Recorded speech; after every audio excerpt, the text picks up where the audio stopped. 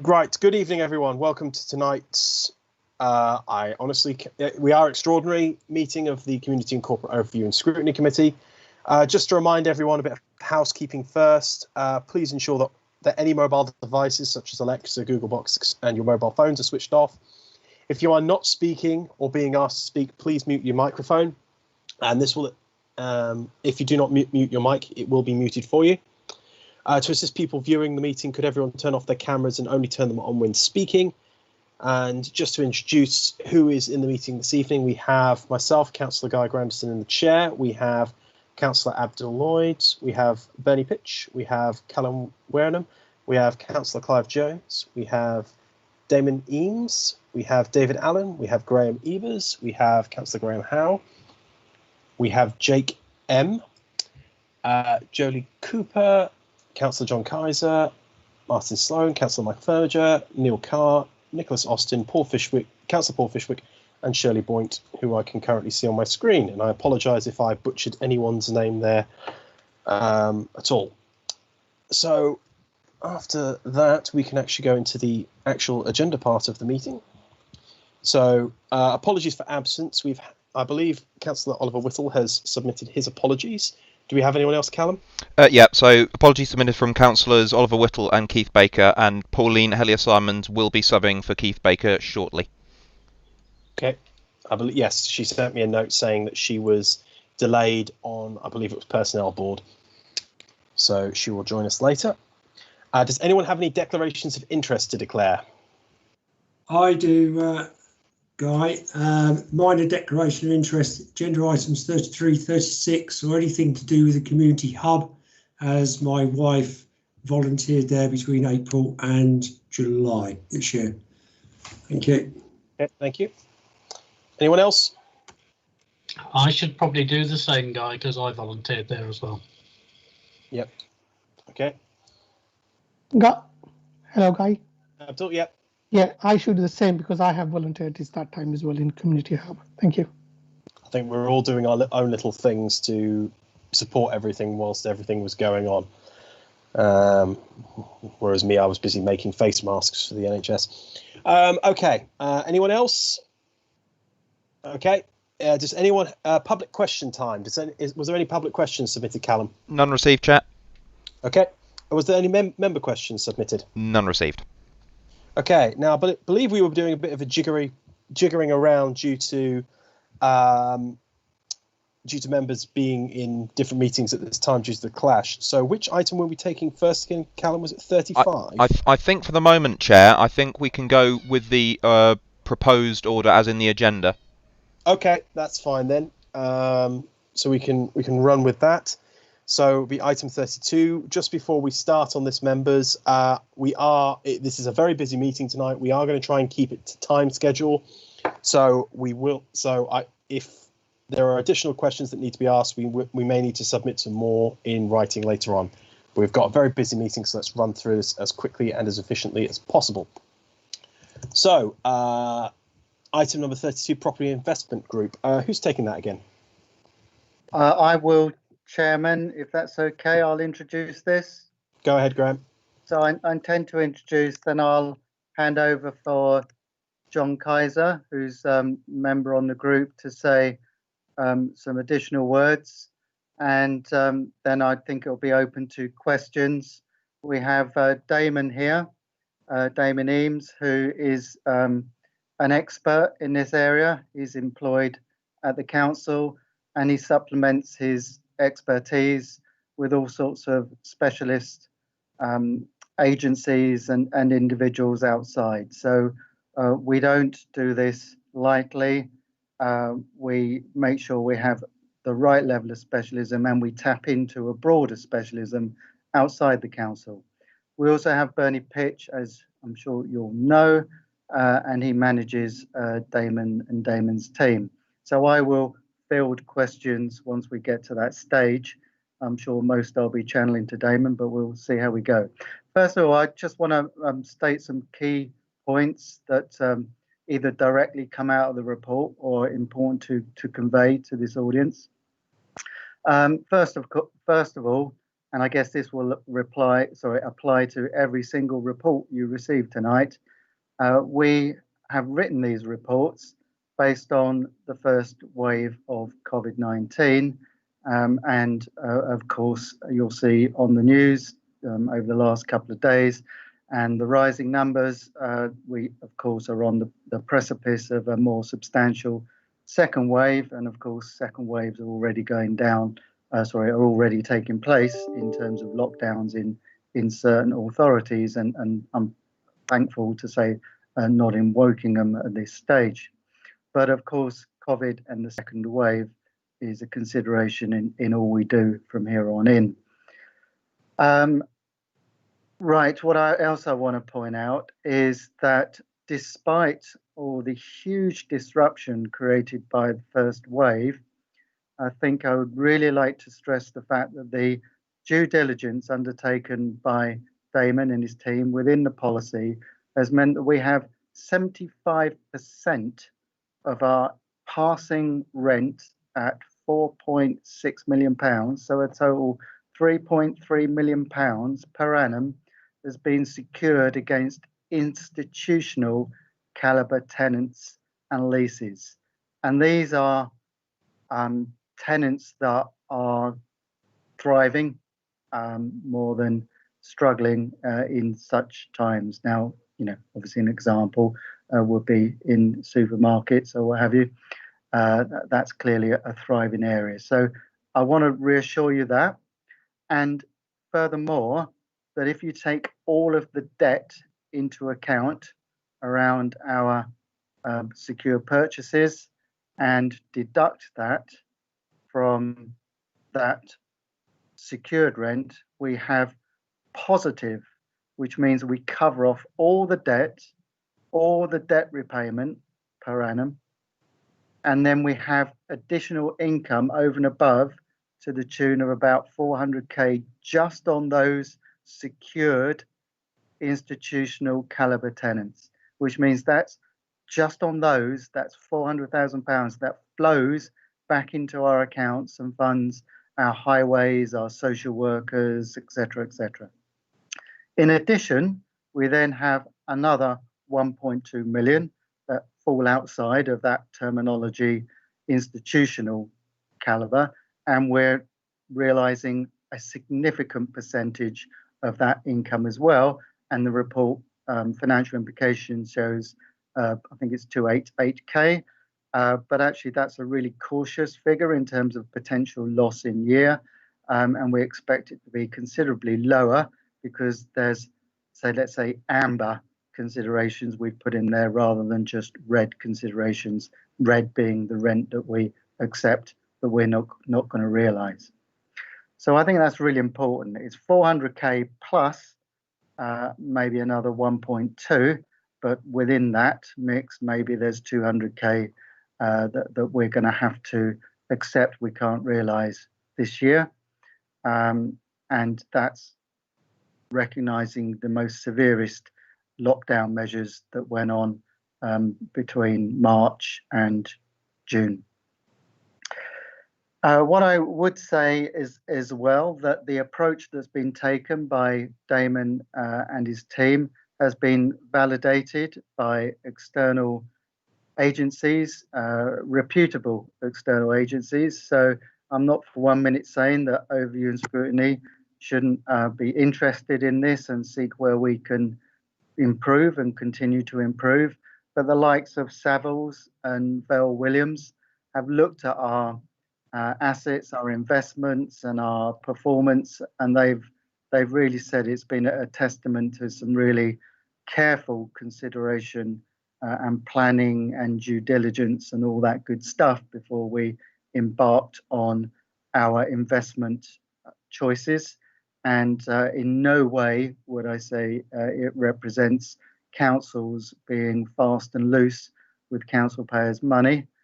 This is by far the opposite, and validated by the likes of Savills and Bell Williams. What I'd also want to state as well is, and I know it's easy to downbeat about what's the impact on the businesses, on investments, etc. But we don't invest just for the short term. We invest for the long term, being 40 years, 50 years. And that position that I told you will only get better with just our current holdings. So we know that rentals will increase over a 40-year period. And we know that the debt will reduce to zero or thereabouts over a 40-year period. And we know that asset values will go up over a 40-year period. So I gave you the short-term perspective, but even taking the long-term, or especially when taking the long-term perspective, the investments seem more and more sensible and appropriate for us to have embarked upon.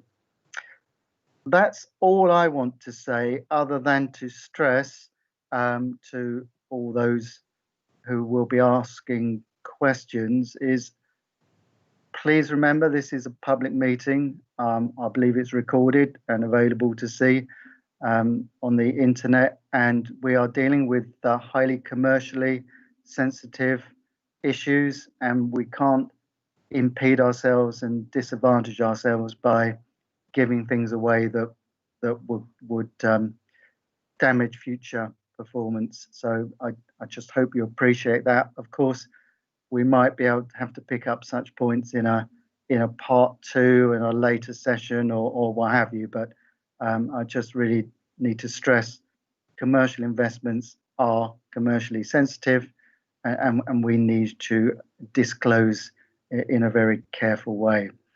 So that was it from me. I don't know, John, if you would like to add to that.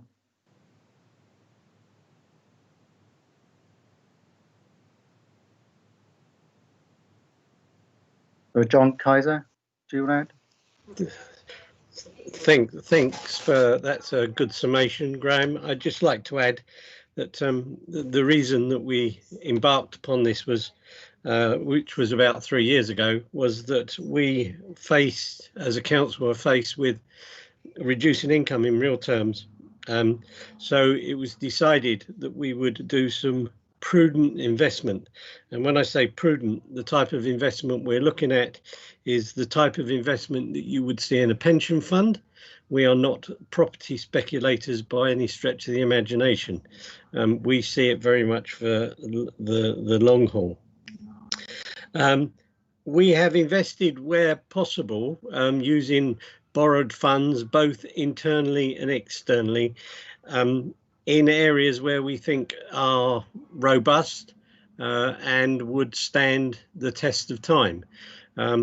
And latterly, the only investments we've made the conscious decision only to invest in the borough.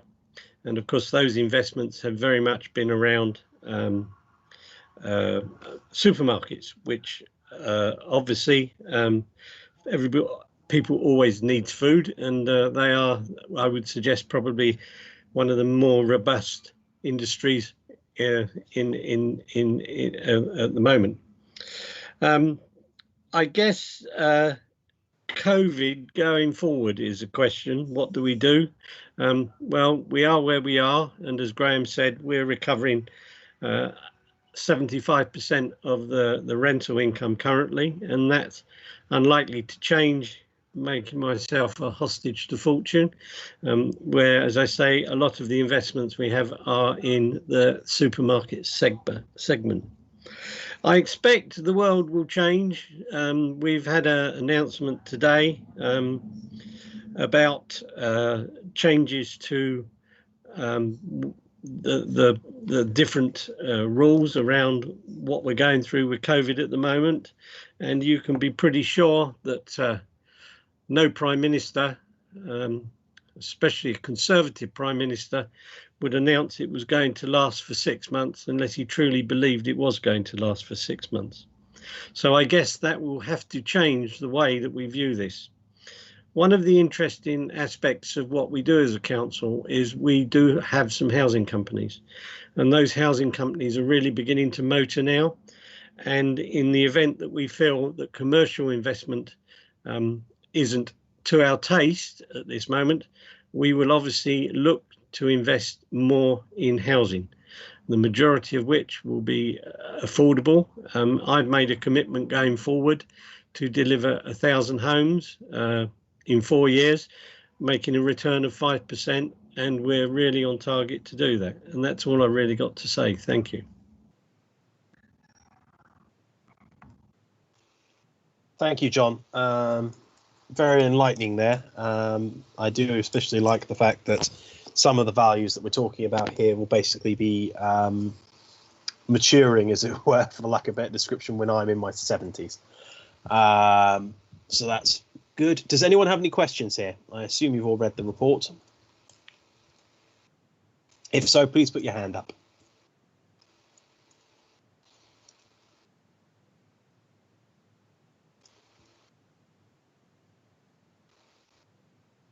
Okay, I'm gonna take this the honourable way. So Shirley, you can go first.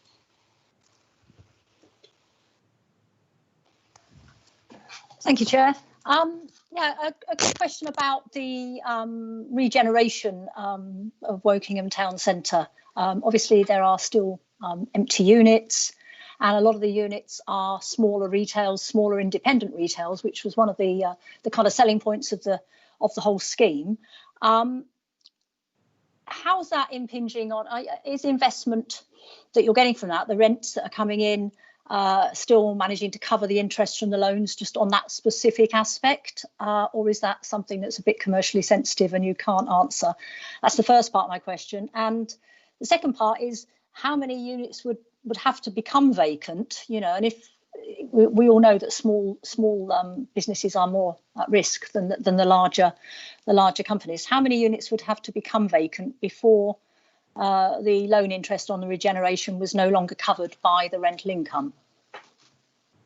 Okay, shall we do them in order? Please. Guy? Yeah, Guy. Yeah, sorry, if I can just first of all frame that question.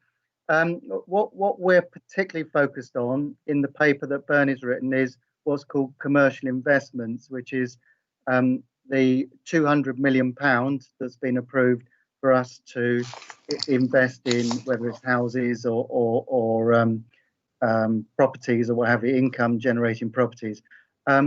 What you have talked about there, Shirley, is the town centre regeneration, which of course has a commercial consideration to it. And luckily enough, Bernie is the programme manager for the town centre and will be on top of the details. So, Bernie, can you answer Shirley's question?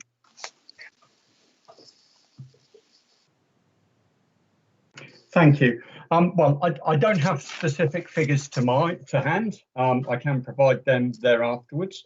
But as we speak, the income contracted for all of the units and the tenants across the town centre regeneration is such that it is covering the debt as we speak. You do refer to lots of vacant properties. I don't think I would classify it that way. Sorry, some vacant properties at the moment, and potentially some more if small businesses fail, I guess is what I was trying to say. Well, indeed, but I mean, that was one of the points I was going to make. I'll make 2 points. One, some of the larger rent payers are those in performing industry. So, of course, we've got Aldi in the town centre. They've got a big unit. They're absolutely robust. So that's very beneficial. We've already referred, Graham's already referred to the supermarket sector earlier.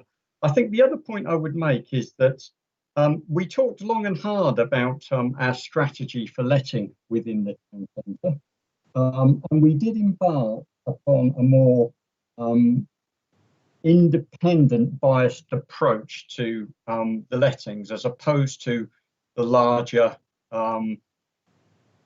chains that you see around the town. There are various reasons for that. We didn't want to be Clone Town. We wanted to be different. We believed Wokingham deserved to be different. And I think, as it turns out, that was a very good decision, because we see up and down the country, it's a lot of the change that are overextended themselves in terms of size of units, amount of unit, rent levels they're paying, that are struggling in the market today. And I will say that And our advisors tell us regularly each time we meet how Wokingham is bucking the trend in terms of interest for remaining units. So we will be advising on future agreements, exchange of leases coming forward in the coming weeks. But I think there it's a similarly positive situation. Yeah. Oh, well, that's encouraging. Thank you, Bernie.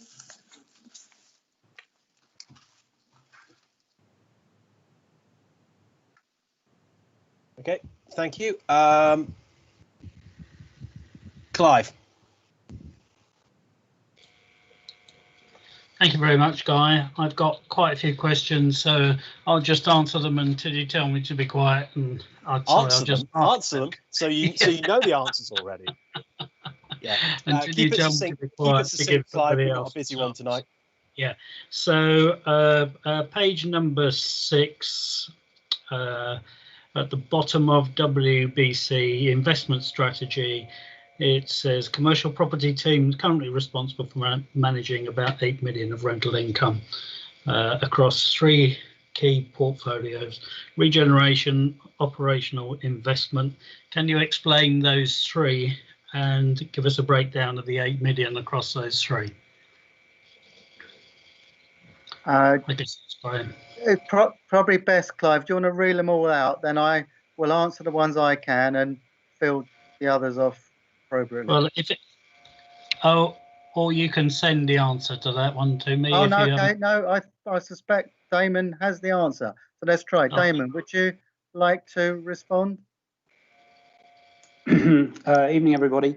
The short answer is no, I probably can't give you a precise breakdown, Clive, because I think in my introduction it was explained that I focus on the investment portfolio. Through our team, we have oversight of all of those portfolios, but they are split through different team leaders. I remember researching the total. I think we've probably exceeded that 8 now with the committed rent that Graham has mentioned. I remember... Maybe you could send it to us then. I think that might be the best way, right. Clive, but in ballpark for this evening's conversation, the investment portfolio obviously is a good 50% of that. The balance is split, I think, fairly equally between Regen and the council's sort of core historic portfolio. Okay, well, maybe you could let us have that. And then moving on to the next item, but have we bought any or are we trying to buy any other commercial units at the moment? Have we bought any since December 19, or are we trying to buy any at the moment? Obviously, we're straying into potentially commercial sensitive territory. Yeah, you can say yes or no, that will be fine. I would say we're continually looking to discharge the work of this policy. So at any time, my answer would be yes. Right. Graham, it's probably fair to say that question has been answered probably on page 9 of the report where we've addressed the general policy objective. Okay. Moving to page 8, in the 3rd paragraph, you talk about food store properties, and we bought a few of those and long leases. One of them that is in the public domain that we know that we bought is the Waitrose store in Twyford. So I'm assuming that you're thinking that the John Lewis partnership is a very sound business, probably an institutional caliber tenant. Is that right, Graham? I'll hand over to Damon to give you the specialist response. Okay. No, the tenant isn't John Lewis, it's Waitrose Limited. All right. Waitrose Limited is part of the John Lewis Group, as I'm sure yes, you know. Of course. And, yes. And the John Lewis Group as a whole are having a very difficult time at the moment, and maybe it is their department stores that is pulling them down. But I think that this should be flagged because there's a possibility in the next few years that there is a demerger, and then we'll see where all the debt goes if there is a demerger of the partner of the Waitrose food stores and the department stores. But it is worth thinking about it's the first time in John Lewis's history that they're not paying a bonus to their staff. I'm sure you know that. Yeah, thanks, Clive. It's important to note. Damon, would you like to come back on that? Yes, of course, we do careful covenant checks, as we know, before we look at anybody of that standing. And the Waitrose covenant is still healthy. Obviously, it's within the John Lewis Group, and the fact that John Lewis have, you may have read yourselves, they released another portfolio of sale and leasebacks of Waitrose stores earlier in the year to add liquidity to the group. And obviously that is going into Waitrose, who are doing the deals.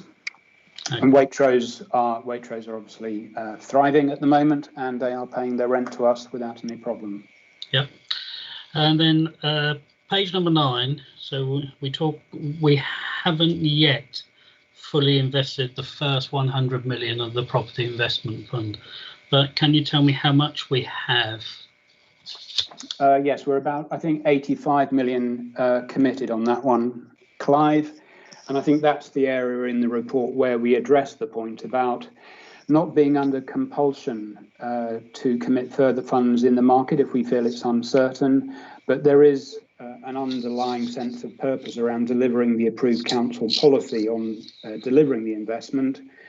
And as Graham has explained, each acquisition is income enhancing, as we call it, because the income margin over the debt cost is substantial. So every time we borrow a little to secure a greater return, we're enhancing the council's income stream. Would you agree that the markets are a little bit, property markets in particular, a little uncertain at the moment? Well, I've tried to address that in the report, because if we want to get into a discussion about that this evening, we could take a very long time to talk through different sectors. And it is very much, you do very much need to understand the different regions and sectors and subsectors to identify suitable opportunities and understand what sectors to avoid. We don't have time for that tonight. We can. But what, Chairman, Sorry, Graham. Sorry, what I would say, Chairman, and Damon keeps reminding me, is to avoid generalities. It's a very complex area, and each should be considered on its own merit, and there's quite a lot of nuances around each. So I would urge a general position of this is risky or this isn't, or what have you, because it depends on the circumstances. Indeed, Graham. The travel industry is suffering badly at the moment, but the UK travel companies that dedicate to UK travel we're doing reasonably well in the summer. But anyway, carry on, Clive. Moving to page 11, and we talk about different types of rent, and you mentioned turnover rents. I think we've asked you this before, but I don't think we have any turnover rents at the moment. But that is the way that the majority of retailers are wanting to go for the future. So are we going to start to consider turnover-based rents, or are we still going to be trying to hold out for what are generally more profitable agreed rents for a period of 3, 4, 5 years? Well, that's a very interesting question, Clive. It gives rise to all sorts of considerations and pros and cons. But to cut to the chase, in terms of this evening, we are focusing on the investment portfolio, and we only have one effectively turnover rent in that, and it is actually ourselves in the Denmark Street car park, which won't surprise you to hear is probably the worst performing asset in our investment portfolio at the moment for very obvious reasons, but we hope that will bounce back very quickly and is very much a temporary blip on a very small portion of the portfolio. To come back to the bigger question, yes, a number of retailers and people who have a vested interest in the matter are promoting turnover rents, and it's certainly the way some of the retail CVAs are coming out at the moment. The New Look one has hit the headlines as trying to convert to turnovers. There is risk and reward in that, and I don't want to steal Bernie's thunder, but another day we could discuss the extent to which we have an element of exposure to turnover upside in the regeneration portfolio, for instance. But again, it is quite a complex issue, and it's not all bad news. in good times, turnover rents do landlords very well indeed. Thanks very much. One more, Clive, and then because we're already 5 minutes over and I've got 4 more questions. Okay, all right. How many leases do we currently have at risk? It's not so much the leases that are at risk, Clive, as elements or portions of income stream for different portions from tenants occupying under leases. So I can't answer the question. It's not. The answer wouldn't really be helpful. It's about measuring, understanding our tenants, working with them, supporting them through to the other side, whatever that may mean. Thank you, Guy. I'll come back on that one separately then. Yeah. Thanks. Any further questions, submit it as well, so we can get some more, because there is an area here. This is a very busy evening, I think. I'll go to Graham next. Thank you, Chair. First of all, I want to observe, having read the report, I'd like to congratulate the officers on borrowing low and buying at the right time in the market, unlike our Shropshire colleagues, who then took a bit of a hit on their balance sheet. We talked about 75% of the rent being institutional. It's sort of back, maybe you can't answer this question because Clive, I think, answered it in a different way. 75% of the 8 million is 6 million. This is an oversimplistic way of looking at things. Of the other 25%, is there a delta of exposure there? So first of all, for clarification, it was 75% of 4.6 million is the institutional caliber, which then leaves a residual 1.2, which aren't institutional caliber and therefore of higher risk. However, within all of that, we have in the papers today only identified a risk of 200 to 300k in the COVID year, this year, £2 million. Damon, do you want to add anything further? Yes, Graham, you've identified that 8 million figure is probably a slight underestimate as of today of our total property portfolio across regeneration in the town centre, across the historic operational estate, as we call it, that our estates team manage, and the investment portfolio that we're addressing this evening. And again, I would point out that the risk profile across those 3 portfolios is completely different because the assets within them are completely different. In the case of Regen, were developed by us to a completely specific agenda. The historic operational estate has been acquired and managed for a specific agenda, and the investment portfolio has been selected and built up for, again, a different specific agenda. So those portfolios serve different purposes, and they meet different needs, and they have completely different risk and reward profiles. Okay, thank you for that. All I'm going to say is that, what we're looking at here is largely retrospective. We could spend hours and hours talking about what if for the future, but the summary is that we're pretty COVID safe, if I can use that expression, with our investments at this point in time. Well, in the context of the economy, the impact across the country, if you were to tell me that this is the position, that we have 75% of our 4.6 million, almost certain because of the type of investments we have, the fact that it's already £400,000 over all of our debt and debt repayment, just that aspect alone, I think, leaves us in a really solid position. I am very pleased to be in that position, and that position going forward, given the enormity of the upheaval and impact across the country. Thank you, Chair. Thank you, Graham. Paul?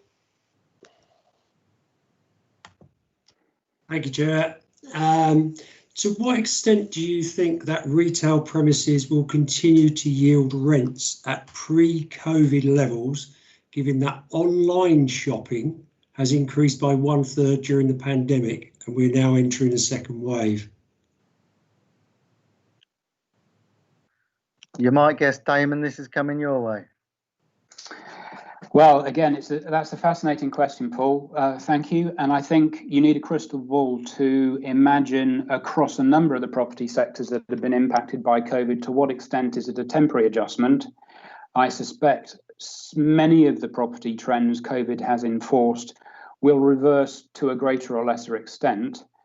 I heard anecdotally another commentator saying that I think prior to COVID, Tesco's had reckoned it was going to cost them X million pounds to double their online delivery model and it'd take about 4 or 5 years to do it. Well, they've achieved it in about 6 months at about the same cost.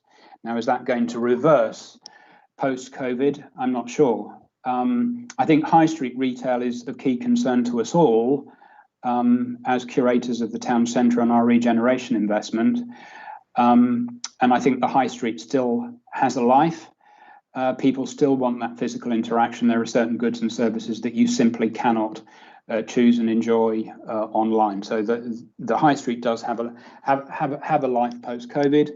Clive's referred to adjustments through rental structures, which are already being embraced or already are well established in the workings of the property market. So I think it's shades of grey. I don't think it's an Armageddon story we're facing. Okay, thank you for that. Councillor John Kaiser, I think, touched on part of this, but to what extent have you taken into account government proposals to restrict public works loan board loans for investments that yield as income stream rather than affordable housing regeneration? Okay, yeah, thanks, Paul. It's probably best I take this one in the first instance. Yeah, it's fair to say that the government's interest in councils' investments, commercial investments, have heightened over the past 2 years since I guess in the context of some local authorities being rather extreme in their approach. I don't consider us to be extreme at all. In fact, very safe and cautious, and our gearing in terms of our income around, for example, council tax and commercial is we get about 100 odd million council tax with grant, for example, 120 million versus maybe 4 or 5 million commercial, as in net commercial income, whereas some local authorities have higher levels of income from commercial properties than they do council tax. So we're massively at the prudent end of the spectrum. The curtailing that has gone on has been continual, and the most recent being that councils cannot invest outside of their boundaries through borrowing. But we were using that approach anyway by only using internal money if we were going to invest outside. And as John Kaiser pointed out, we haven't invested and aren't intending to invest outside of our boundaries going forward, not because it's a bad thing to do, but it's a better thing if we can tick multiple boxes by investing within our boundaries, and we can either be provided housing, we can be regenerating, we can be taking control of the look, feel, and occupancy of an area. So we're working stringently to the government rules, which means we have to work within our own boundaries, and if we do invest, it should, I think in loose hand, we're investing in things that a private investor would not be particularly interested in, which is exactly the point that John Kaiser was saying. We will have to, I think we want to, and we would choose to, but we will have to anyway, divert more of the available investment towards things like the provision of affordable housing and other forms of housing. Okay, thank you. Can I just say something to that, Paul, as well? I mean, Yes, sure, John. I'm just looking at the results of our housing company, which will get published in a few weeks, and I can tell you it makes more than an adequate return, that investment, not only providing affordable homes for people, and they truly are affordable homes. We're good landlords, we're a very good landlord, but it makes an adequate return as regards to the level of investment. Thank you, John. Could I have one more? What debt recovery plans are in place for tenants who aren't currently paying? Damon, probably best you take this. Was that Paul? Was that your question? It was, yes. Yes. Is that a sort of a planted question to speak to government intervention? Are you aware of how the government has constrained our abilities in that respect, or is that just a perfectly open question and I should explain that reference? It's an open question. Okay, well, it's a very good question. It is probably one of the lower headlines that, unless you've an interest in the property market, you may not have picked up. But I think halfway through the March quarter, the government's best effort to support this this terrible dilemma of landlords needing their rental income, as you know, we, like any landlord, depend upon our rental income. Many tenants either making out or genuinely being unable to afford to pay it in terms of cash flow until grants were dished out and so on and so forth. The government has intervened in the property market in three key ways, really. Grant funding based on the rating system, which initially in March was very effective, and we ensured that all of our tenants benefited from that. The other intervention around the June quarter day was a code of practice designed to guide landlords and tenants how to conduct a dialogue in a lose-lose conversation, which went down like a lead balloon. The other intervention the government has introduced into the property market is to make it unlawful or impossible for landlords to use conventional recourse to lawful enforcement measures to compel tenants to pay rent. So, for example, we're not allowed to issue statutory demands, we're not allowed to issue winding up orders, we are not allowed to forfeit leases and repossess property if you were a landlord so minded to do. So the answer to your question actually is our teeth have been severely blunted in response to a government's priority to protect tenants from heavy-handed landlords. So we are using persuasion and positive relationships, a little bit of carrot and stick, and we are having to be patient because rent that is due but unpaid today remains a debt and will be recoverable eventually. And our tenants who aren't paying that rent are obviously helping themselves sustain their business through to the other side when there will be a day of reckoning. But we may not end up getting that rent, of course, if they go out of business. And that's why we're constantly assessing that risk. And you've seen that little colour-coded table forecasting where we are half year and where we might be at the end of the year, subject to the consequences of what Boris has announced today. Our rent collection stats are way above the industry average. So this is obviously work in progress because there is always more to collect and catch up because of the COVID impact. But off the top of my head, our March collection rate on the investment portfolio is well into the 90%, and so far June to date is well into the 80s, which is probably double what some other investors have had to suffer because of the sectors they choose to invest in, which have much higher exposure to the problem. Okay, thank you.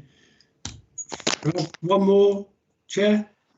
I think I've actually got to put a stop on it, Paul, because we are 25 minutes behind on this one. We've got a lot more to do. I think if anyone's got any further questions other than Abdul, as he's been waiting patiently, I'm going to skip my own questions. Submit them in writing to Callum, and we will have them emailed out to the entire committee, and the answers also published in the next agenda. I think that's the most logical way of doing this now. So, Abdul? Can I just make one comment when Abdul's finished, Guy? Because I want to make a positive comment. And you probably think, oh, mine are negative. No problem, Clive. Thank you, Guy. I'm aware of the time as well. Let him. I think most of the questions been asked, and especially with 3 questions we asked, Graham has given all the answers. However, just a very small, you mentioned in your report something called flight quality. Can you please explain in more detail? And also I'd like to congratulations to the team having 400,000 and 1.2 million. Not much local authority nowadays in this situation can stand and say. So well done to the team. Thank you. Thanks, thanks, Abdul. So, sorry, was there a question there? I Yeah, missed it. it says flight to quality. What does that mean Oh, in your report?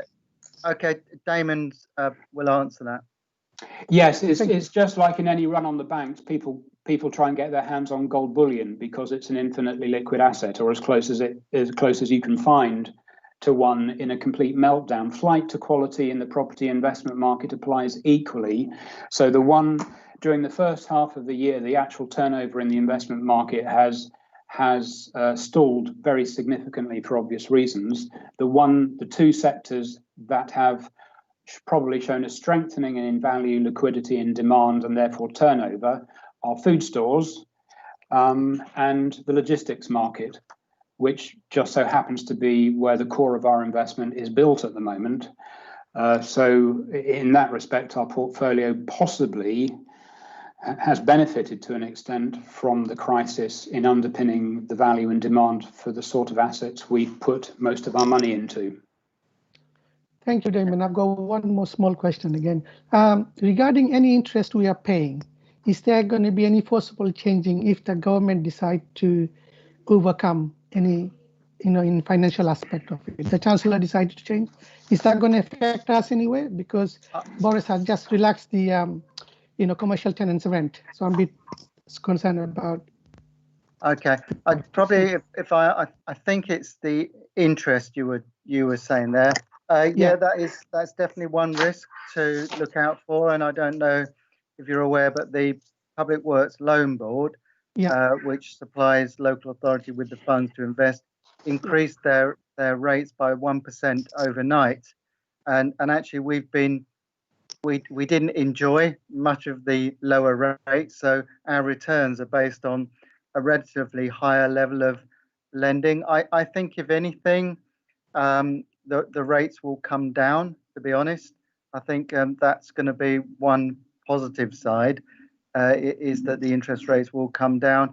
And also there's been I wouldn't say a flood, but there's been quite a large number of additional organisations making representations to local authority to lend money in the light of PWLB pushing their rates up. So I think you're right. It's one of those risks that we need to be aware of, and we can keep flexibility by having multiple sources to go to and making sure we've got internal balances as well, so that we can fall on those and therefore buy us time to when we pick and choose going to the external market. So I'm acutely aware that Clive wants to make some final comments, and I just want to make sure the minute taker is ready for these comments. Clive. Thank you. Go ahead, Clive. Thank you, Graham. Very cheeky, Graham.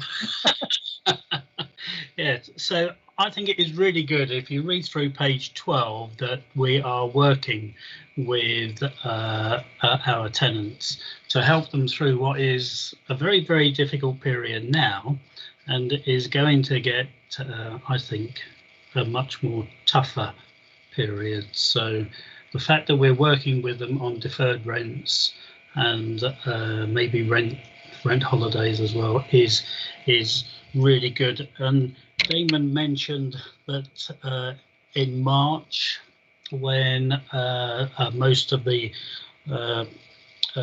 tenants were paying their bills, I think it was probably about 60% across the country, and then it absolutely dived, as you say in your report, Damon, in June. Have we got any expectation for what it might be in September or December? That's a cheeky question, Clive, not a statement. The statement. I'll let that one slide for now. Go ahead if we can, and then we're wrapping this up. And I've got one thing to say about it, and then we're moving on. Any further questions? Submit them in writing to Callum. I'd like the officers to answer them, and I'd like them published in the next set of basically the minutes of this meeting as an annex, as it were. Does Damon, do you want to answer to save you writing a question? Is that all right? You're on mute, Damon. Thank you. Sorry, I wasn't sure whether that question was in or out. Clive, the question was, what is our view on the September and the December quarter rent collection? Yeah. I think. Yeah, that's it. Well, when we wrote the report, it was relatively benign, and I think I'd expressed in the report that the market is the investment market, the capital side of the investment market has been showing very clear signs of entry into that recovery phase I was talking about in the report, and certain key sectors are gearing up to what is traditionally a very strong end to the calendar year in the investment market. Normally, the UK investment market turns over about 60 billion of assets in every year. Well, we're way below being on track for that, but there's probably a recovery. But that will be coloured by the reality of the rent recovery stats coming out through October as landlords reveal the truth of the matter. Our profile so far is we have a much more resilient tenant portfolio. I think the risk with us is focused on the smaller local independent retailers that, as you commented from the report, we're trying to nurture and see through to the other side. The Graham's comment about the 75% institutional caliber tenant and income should hold good, and that's why we built the portfolio on that platform.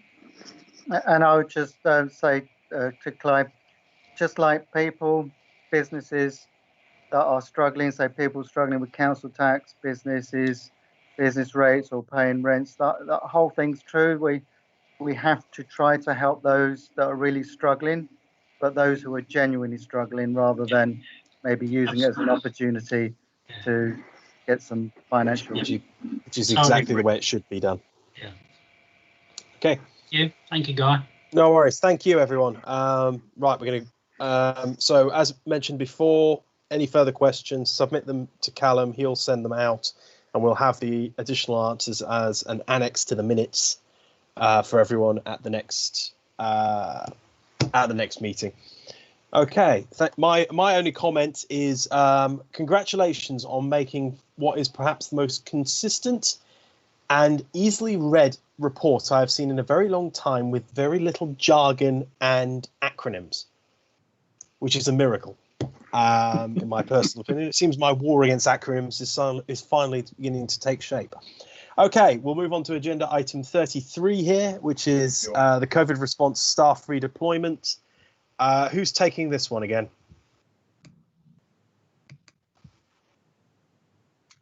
I am, Chair. Thank you, Jolie. Can you be as succinct as possible, as we've already overrun? Otherwise, I'm going to have to apply referee timekeeping.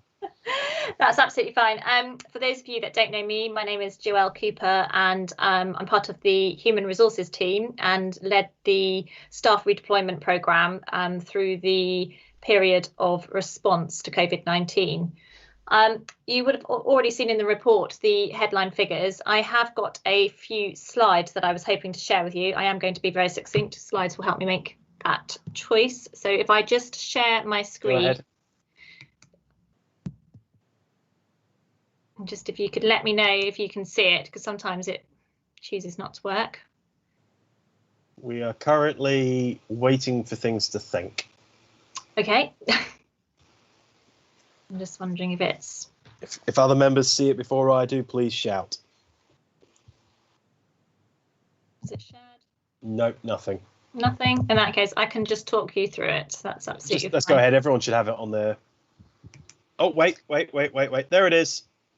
Have you got it? It's there. Brilliant. Fantastic. Are you looking at our approach, one team responding together? That's it. Perfect. Right, I'll very quickly talk you through this. I think it was important to share with you the approach that we took during the response phase, particularly given where we are in terms of timing over the last few days and what what we're likely to face over the next 6 months. Just taking your point, Chair, around acronyms, obviously I have included an acronym on the first slide. I think the key point was really the critical success of this programme was down to a cross-directorate approach taken to identifying and prioritising need and then working together to release the appropriate resources across the council to provide a very agile resourcing solution to our community needs across the borough. This was then underpinned by a sort of principle document, a framework document that all staff sort of subscribed to and was supported by our corporate leadership team. I'm hoping it's going to move on to the next slide.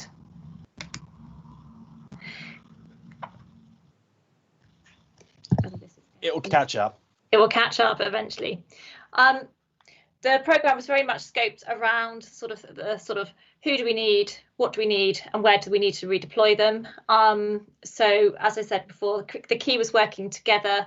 It was identifying available staff who were not needed to fulfil their statutory responsibilities or essential roles, understanding the skill set that they had, understanding the need, and then providing a match, if you like, to then redeploy them to those suitable areas.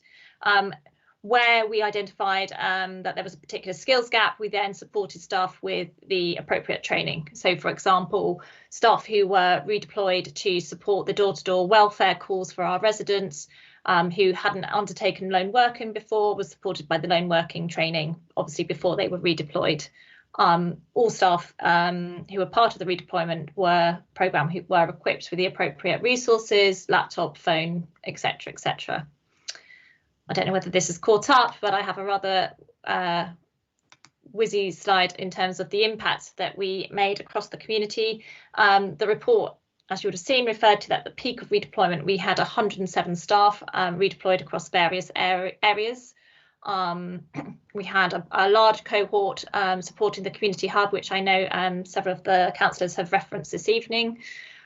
We had a large cohort supporting our economic prosperity in place teams in terms of contacting local businesses to make phone calls, to make them aware of the available grants for businesses. And we had a large cohort of staff supporting our voluntary sector partners such as The Link and Citizens Advice. I think the key really is the forward look, particularly given that we're aware that obviously we have other local authorities across England in local lockdown situations, and obviously with the more recent statistics, we know that we are having to take additional measures in terms of trying to curb the virus. And we don't know what the next 6 months looks like, but we know that at the moment there's a growing concern. So our forward look is, in the event that we might need to provide a similar response, are we ready? Yes, we are, is the answer to that question. We're set. We've maintained the keys to keep an agile resourcing solution at our fingertips, be ready to redeploy our staff should we need to. We've retained a central tracker of the skills and the roles that were undertaken. And we obviously have that framework already set up and ways of working to provide a suitable response should it be required for a second time. And that's really what I wanted to say, and hopefully that was nice and succinct. That'll do. Any questions? Thank you very much. Does anyone have any questions? Please put your hand up now. Clive, go ahead as you put yours up first. Yeah, thank you very much, Guy. It's not so much a question, but I just want to say thank you to all of the staff who have redeployed within the council and have gone to work with CAB. They've all done an absolutely fantastic job, and I'm sure that there are many, many residents across the borough who are very grateful to them for doing it. And I think we should be recording that, Guy. I completely agree. So can we please minute that formally, Callum, as a note of thanks from this committee? Yep. Thank you. Shirley? Thank you, Chair. One of the things I was wondering was, obviously, once we do get into a post-COVID world, whenever that may be, Are there any plans to build on these collaborations that WBC has had with the voluntary sector? It occurs to me that our staff have a wealth of skills, and I rather suspect charities and community enterprises would welcome help from WB staff on short-term placements. And I was thinking maybe, you know, IT staff maybe could help set up websites, databases, social media places. Comms team could probably help with publicity, fundraising. And even like the localities team could maybe help build gardens in schools, care homes. And I think it would be nice to have projects like that going forward, you know, that were just short-term places. And I think they'd be a benefit to the council, the community and the members of staff. So it was just a suggestion, really, taking things forward. Thank you, Councillor. I do know that that is an area that we are looking into, particularly because I think during that response period, we did foster some really strong positive relationships with the voluntary sector. And I do know that it is something within the continuous improvement programme that they will be looking at exploring those relationships and to take them forward. But thank you for the suggestion. Yeah, thank you, because I certainly know that, well, having been in the voluntary sector myself quite a lot, you know, they're often looking for people to help with technology, often helping with people to do the accounts, those sorts of things. They really struggle sometimes to get the right expertise, so it would be good. Thank you. And Chairman, if I could just add, there's an item later on about the community response, and I can see Martin Sloan is here, amongst others. And very much the work that the incredible work that we've done with our partners and our partners have done with us, that has the things that we put together in such a short space of time. We don't want to lose that, and we know that's critical, not just for dealing with the second wave, but for life beyond COVID. So you're absolutely right, Shirley, and I think that should be a major focus of that report when we get there. Great, thank you. Thank you. As I mute myself again, Paul.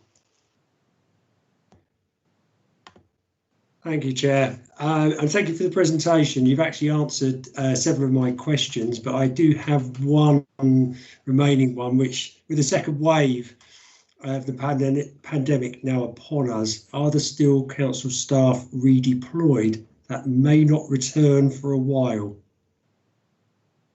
That's a good question, Councillor. We currently still have, I understand, 4 staff that are currently redeployed. However, as mentioned in my report, we have been working very closely with those areas to identify, is that a longer term need and how best to resource that. So the intention is that that's not necessarily a longer term redeployed post per se, but rather that would establish a sort of longer term resourcing solution rather than being reliant on those redeployed staff. Yeah, because the crux of my question is that, of course, they were doing something previously, and what's happened to that particular work now? You know, it can some work can lay dormant for a short period of time, but not for a long period of time. Absolutely, and I think we're very tuned into that, and obviously supporting the staff, you know, and their return to their substantive post is a priority. Thank you. Yeah, no, I would just stress really from a Deputy Chief Executive perspective, it's really important for us to keep to recognise the stresses and strains on our workforce. I know on one hand we're absolutely honoured and privileged to have gainful employment that's making a real difference, and I know staff really have stepped up and cherished those roles. But we are facing, we're now again just moving into another quite growing wave of response. We're also trying to mobilise recovery and get businesses back, help people back on the feet, that type of thing. And then we're dealing with business as usual. So we've got 3 fronts that we're dealing on day to day. So I think it's important to recognise those pressures as we move forward, and obviously there are areas that we're going to have to disappoint because we have to focus limited resources where they're most needed. Thank you. Graham. Thank you, Chair. I'd like to echo the congratulations that Clive put forward in doing a fantastic job in a short space of time. The feedback from residents, I think, from all party members was good. The only thing I'd really like to make as an observation now, rather than put it up for discussion, is at times of business stress, it is always good to look and review what has gone well, what has not gone well, and actually what is good for permanent change. And I just think that we ought to make a note of that should be part of the discussions as we look forward. And I know that Graham covered part of that speaking just prior to me. So that is the comment I'd just like to make. You can respond if you like. Thank you, Councillor. Yeah, absolutely. And I'm sure Martin will move on to talk about that later on. But absolutely, a full review was undertaken in terms of lessons learned. What could we improve? And actually, what were the key values coming out of this response phase in terms of the redeployment that we want to take forward more widely? Particularly those staff that we found in terms of those key attributes, the flexibility and the agility to respond is definitely something that we'd like to consider in the future. And of course, Chairman, this is the fundamental focus of the Overview and Scrutiny Committee's work, is to listen, inquire, and maybe see what's going on elsewhere and see what we might be able to do better ourselves that we hadn't yet thought of. And you get it in one, Graham. Okay. Do you have another question, Graham, or is your hand stuck up? Okay, Abdul. Thank you, Chair. First of all, again, my thanks goes to those 107 redeployment staffs and many others, voluntary organizations and councillors. However, I'd like to add two people, that is John Kaiser and Graham Epps. They have given us, nearly £400,000. Without any financial budget, that wouldn't happen that quickly. And my thanks, I'd like to add their name onto, thanks. My other question is, the end of September, this extra payment wasn't in the budget, I suppose. So how did you find them? Again, thank you. Whatever you've done extremely well in that particular situation. Thank you.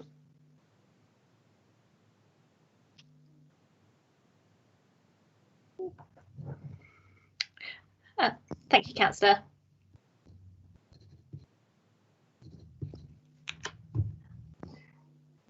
Was there a particular question in there? Sorry, I may have missed it. There was a question in there, but repeat yourself, Abdul, quickly. It was regarding the extra payment which has to go to the people you drafted in, the payment about the budget. It wasn't in the budget, but you did somehow, Graham and John has managed to, pay for it. Do we have any grant coming in, or just to see, how this money has flown into? I wonder if Graham, you could respond to that question. I will respond with yes, Graham. Go ahead and answer that question. Although I will respond with the motto for 2020: "You're on mute." Okay. Yeah, I've got it. I mean, the finances are extremely complex, and there are a lot of moving parts, which includes the grants. We have a special overview and scrutiny to look at the budgets and finances, and I think you're on that one, Abdul. So probably best, especially given time, we leave the financial inquiries to them. But yeah, yes, grants is part of the funding solution. Thank you. Okay, we'll move on. Thank you, Chair. Thank you. Just one final thing. My questions have all been answered, so that's great. Jake, do you want to make any? I know you messaged asking for a comment on that. Now is your time to shine. Thank you, Chair. It was just, I know obviously we've got our item in a moment, but there's just no way we would have been able to have mobilised the work without the council staff being so supportive in both coordinating, but also with our team. And when I've talked about this before, I think what we need to remember is there was no time for the team to bond physically because we all had to then meet virtually. So your council staff, certainly the ones that then came to support us, were working from their homes and were able to integrate with our teams really, really well, to the point where our team just definitely saw them as colleagues, and that was absolutely fantastic at a time of increased intensity of our work. So we really massively appreciate it.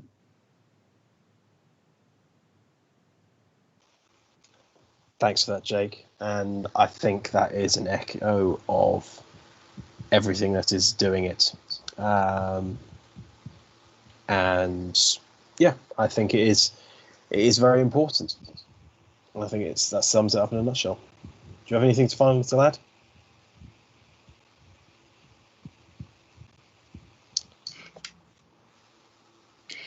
No, but I just thank you for your time and in considering in the report, and for your suggestions about taking it forward.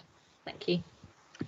Yeah, no, I would just say from, again, Deputy Chief Executive's perspective, I really appreciate the comments from Jake, and we know that there's been a host of agencies, third parties that have worked with us in incredibly constructive, purposeful, collaborative ways, and it really has made a difference out there in the community, which of course is always the most important. So I think the more we can hold on to that goodwill and strength of collaborative working, the better we will all be together.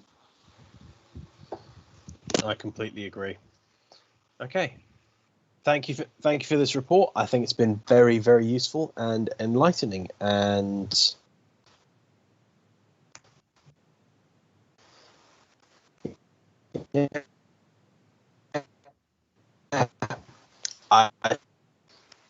blueprint to work for if we are entering a I hope that we're not personally, but but it's looking increasingly likely we are. So we're moving on to agenda item 34, which is the communications and engagement response.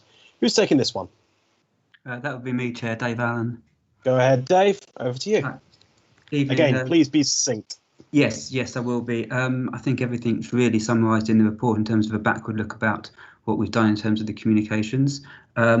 But echoing what Graham said at the start of this meeting, it's incredibly timely for us to be able to be here. So I'm very grateful, because obviously issues are ramping up again, announcements from government, potential second wave, local outbreaks, and very specifically a huge push this weekend coming for the NHS tracing app. So I don't think I want to recap what's on the report. Obviously, it's been there for you to read, and I'd love to answer questions on it.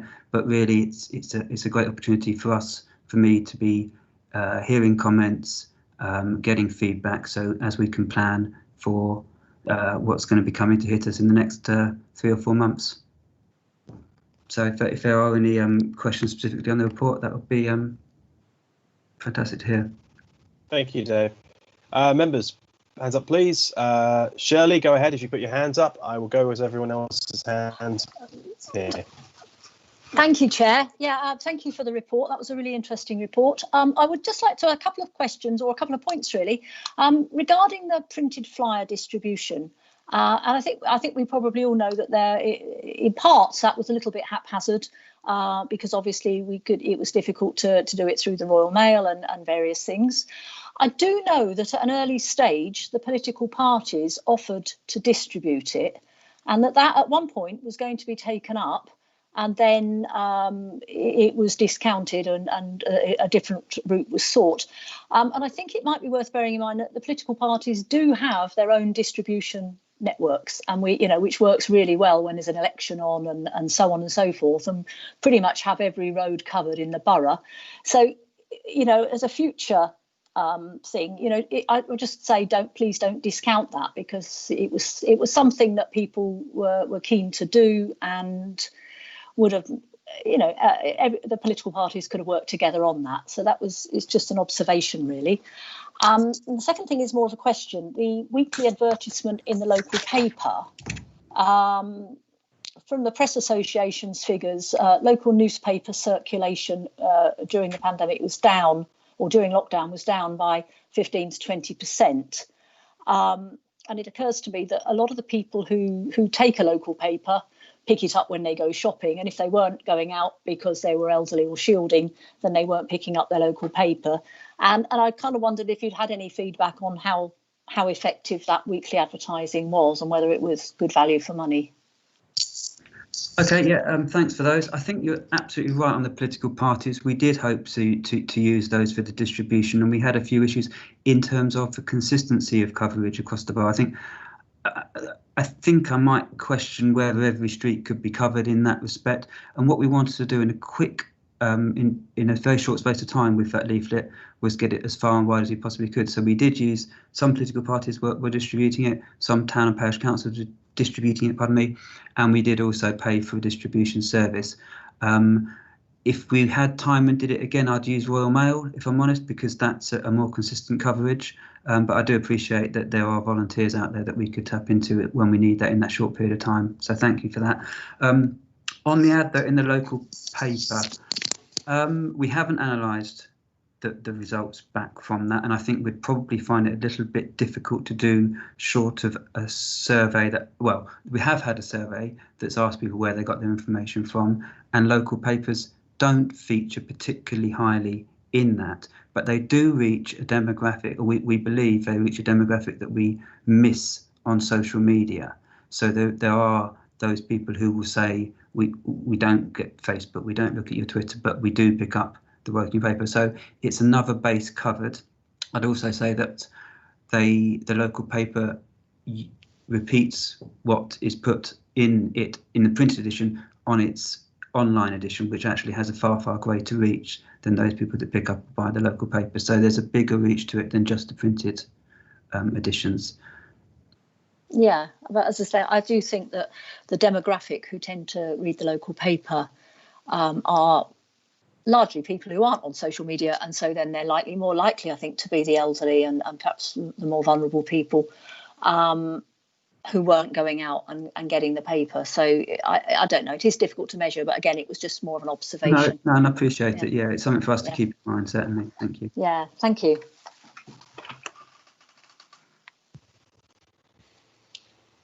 Thank you for that, Shirley. Paul. Thank you, Chair. Just on the point which Shirley brought up about political parties delivering, the Liberal Democrats did deliver in quite a number of wards across the borough, and we deliver to all those particular streets in those wards because we do have a network out there. Just on the second wave, almost upon us now, what changes to the communications plan do you envisage from the first wave? Is there any particular lessons learnt there? You do less of something and more of something else? Yeah, I think what we have learned is targeting communications better at, or trying to target communications better at groups that are particularly affected. I think in the early stages of the first wave, we weren't particularly targeting younger people, partly because they're hard to reach and partly because they weren't really the demographic that was at most risk, whereas now I think the demographics at risk is much more across the board, and we can't expect to be able to reach all of those people with a sort of a universal message. So during COVID, we've developed more social media reach and channels to target those. So we're using things I'm not entirely familiar with, such as TikTok and Instagram, to try to get to those demographics, as well as getting to them through parents. We're working now closely with the university and the schools to get the message, and schools to get those messages to those groups. So I think we've if anything, we've learned that the targeting of messages through the right channels with the right messages is important. So we've used local youth football clubs to put our messages out about wearing face masks and social distance to young people. So I'd say that's where we've learnt the most through this, I think. Yeah, thank you for that, because I think it's really important for those younger age groups, because although they may not suffer as badly compared to some of the older age groups, of course they then spread it to their parents and their grandparents, and that's where the key problem is. Thank you for that.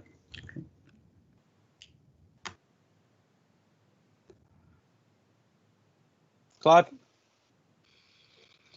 Thank you, Guy.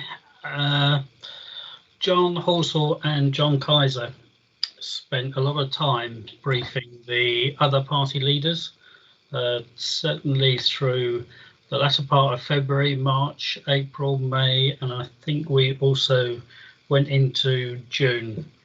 And it was really, really very, very helpful. They obviously didn't tell us everything that was going on, but they told us as much as they could, and it allowed the party leaders, Labour, Liberal Democrat and Independents, to have some input into the council's response for COVID-19. So I think this really should be recognised, because Wokingham, because of what the two Johnnies, because what they were doing stood out like a sore thumb as far as other councils across the country were concerned. And we had feedback through a Liberal Democrat group of council leaders that the information that they were getting from their ruling groups was very sparse, very little, particularly from Labour councils, who just did not want to engage with the opposition at all. So I think we should certainly be recording our thanks to the leader and the deputy leader of the council. We've got some real challenges in how we communicate with young people, which is what Paul and Dave have just been talking about. But maybe now that sixth form students are back at school, we should try to have a programme of visits from Dave's team and other specialists within the council, where they can talk to sixth form students and tell them why they should be doing the things that they should be doing, like wearing their masks and keeping 1 metre or 2 metres, whatever it happens to be, away from their best friends and people that they just want to be very close to all the time. I think that might be helpful for us, Dave. I know during the pandemic, a number of people in their 80s and 90s who didn't get any contact at all from Wokingham Borough or from the government, and the government was supposed to be contacting people who were sort of in these age groups and needed to be shielding, but the response was pretty poor. So if there is a second wave coming up, have we got a revised plan as to what we can do to reach these people locally?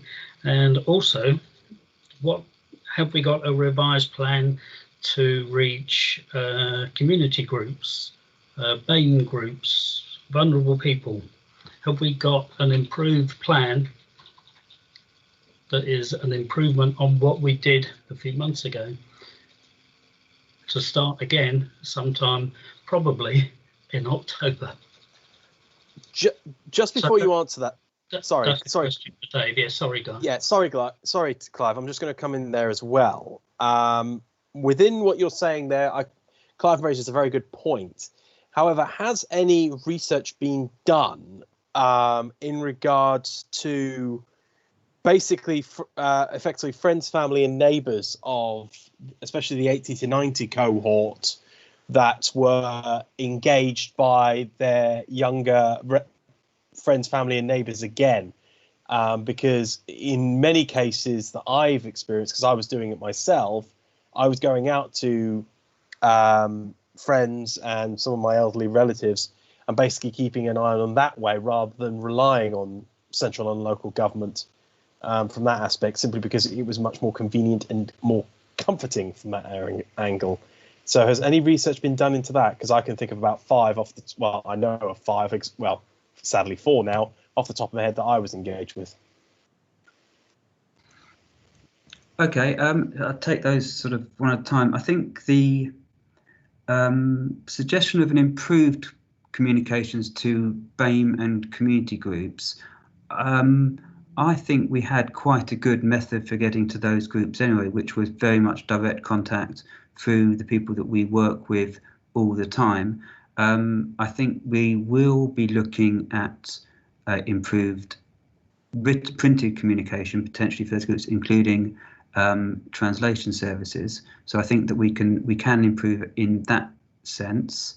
In terms of getting to those sort of the people you're mentioning there, 80, 90-year-olds who haven't had contact directly from us, one of the things that we did do and we would do again, I think, is just what Chair said there. It's about encouraging people to look out for one another, and there were an awful lot of community groups that did that, and there was an awful lot of communication from us to encourage that, because if you heard about the community response to One Front Door and the fantastic work that was done there via a neighbour or a neighbour of a neighbour or friend of a friend who had heard it from us, then that's okay for us. You don't have to. I don't think we can expect to get to every single resident of the borough, but what we can do is put enough information out there to encourage people to put it out that way. I think it would be fantastic if I could tell you, yes, next time we will get to every single vulnerable 80, 90 odd,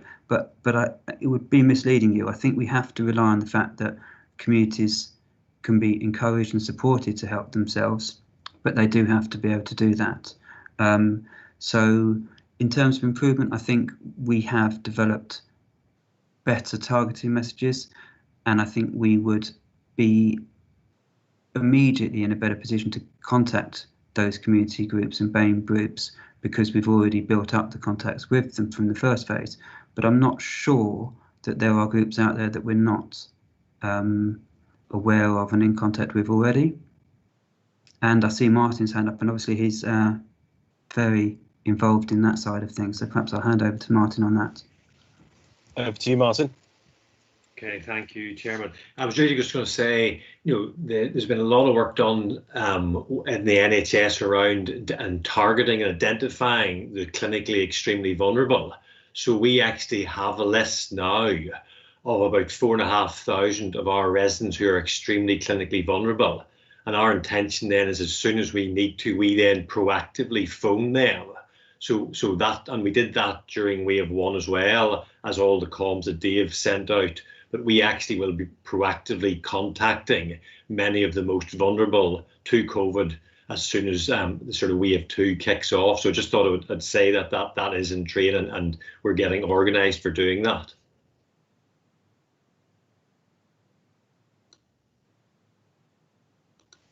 Callum? Only to add in that the Democratic Services and Electoral Services and several others were part of the team redeployed to do exactly what Martin's just said. We contacted by phone welfare checks on a lot of the carers and people who cared for very vulnerable people within the borough. So just to say that was received really well when we did it. And obviously, as Martin said, that list has only got bigger and more comprehensive if we need to do that kind of thing again. That's great. Thank you, Callum. Abdul. Thank you, Guy. I'm just going back to refer to 4,500 extremely vulnerable. Out of that, what sort of percentage we're talking about the BME group? Martin? I don't have that detail in front of me because the ethnicity isn't well recorded. So what we will be getting is basically names, addresses, and phone details. On the list that we get through to us does not have the ethnicity of the group, so I'm not able to answer that specific question. Okay, Martin, yesterday in the Health Watch, they said we have 16% BME group. So if you could please look into that and see what we can do better, how we can reach them in a sensible way. Because as we know, December is going to be probably the most worst scenario for us. So yeah, please look into that. Yeah, thank you. Thank you. Yeah.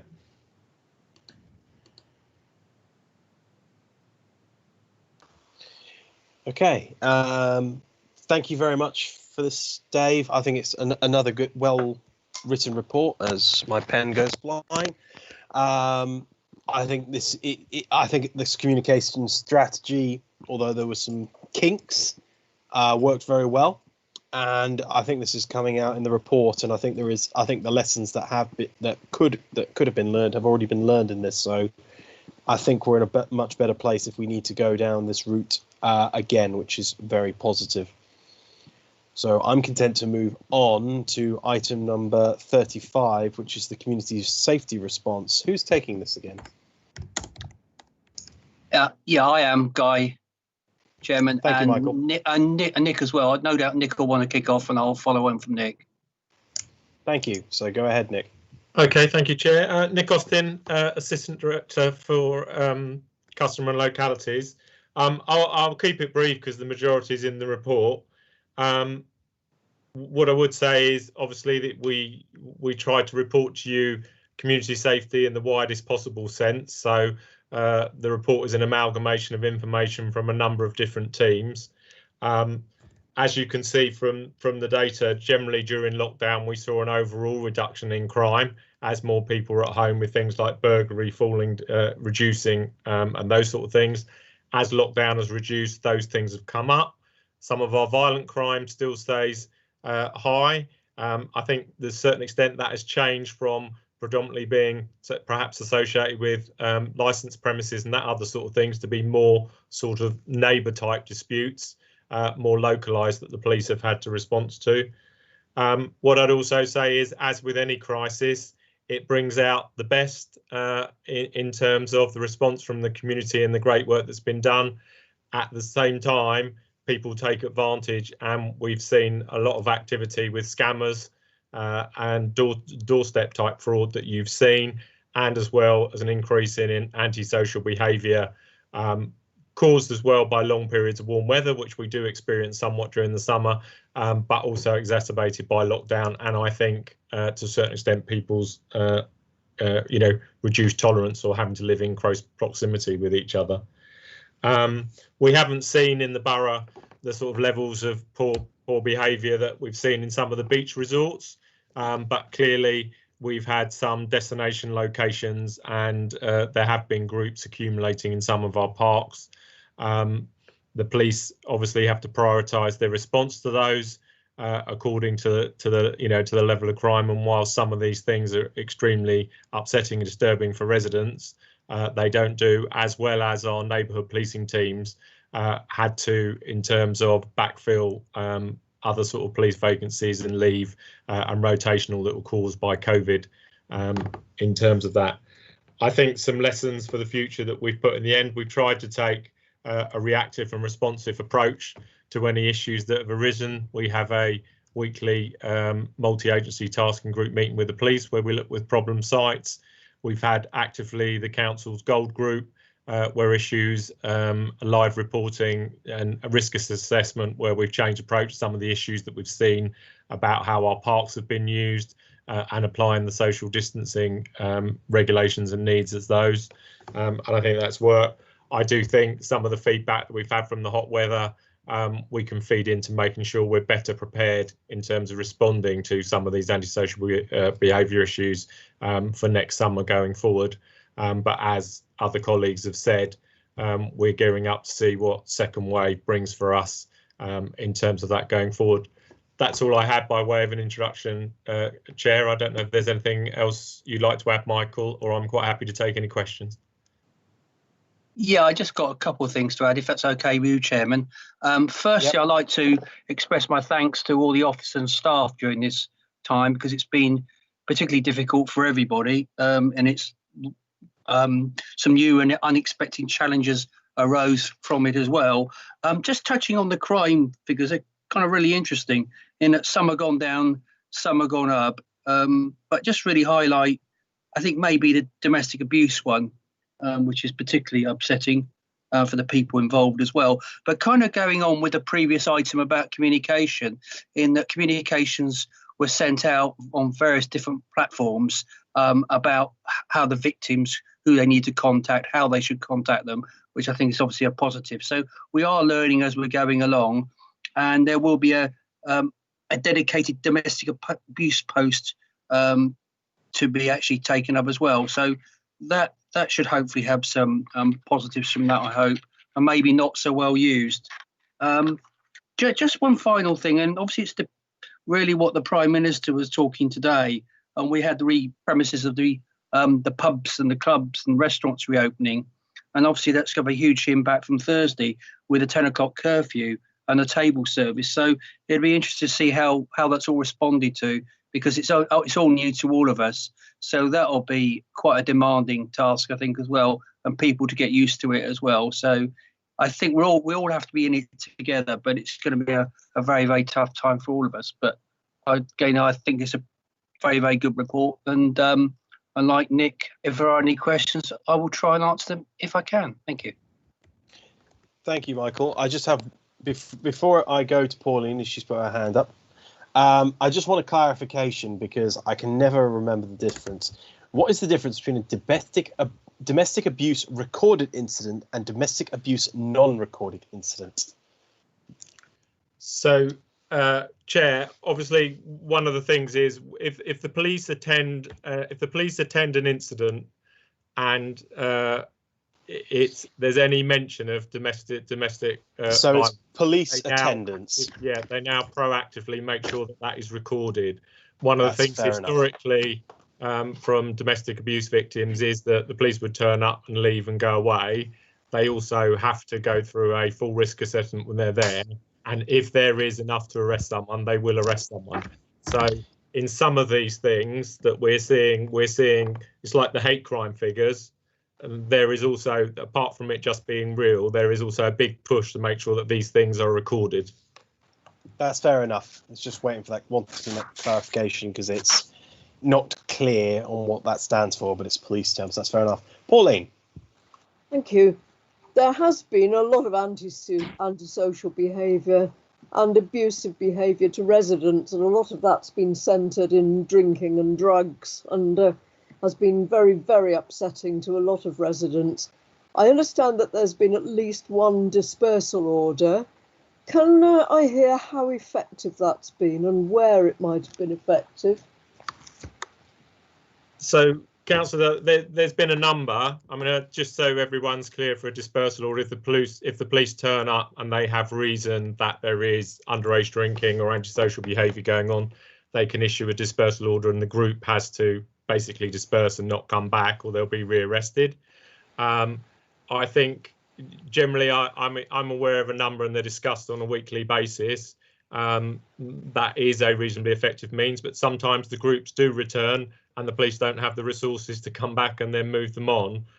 What we do want to do is get hold of the names and addresses for repeat offenders, especially if they're underage, so that we as a council can make some contacts in the back to try and address that behaviour. So it's not been all that effective then, obviously. There was a time when the police would put a young person in their car and deliver them home to their parents and explain what they'd been doing. That was highly embarrassing to a lot of young people. Are the police not willing to do that now?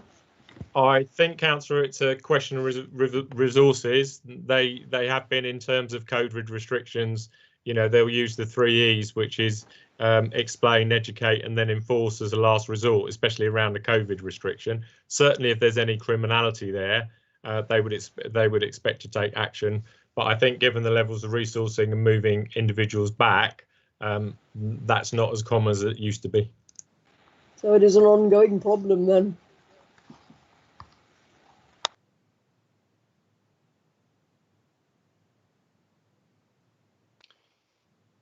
Okay, thank you. Shirley. Thank you, Chair. I just wanted, on the subject of antisocial behaviour, bonfires. I'm not surprised that there's an increase that's this high, 622% complaints. Is one of the things that I had probably more complaints than anything about during lockdown from residents. And some of the bonfires I witnessed, goodness only knows what they were burning. It smelt like they were burning plastic and goodness knows what. They'd obviously cleared out their loft or their shed and just thought, we'll set fire to the whole lot of it.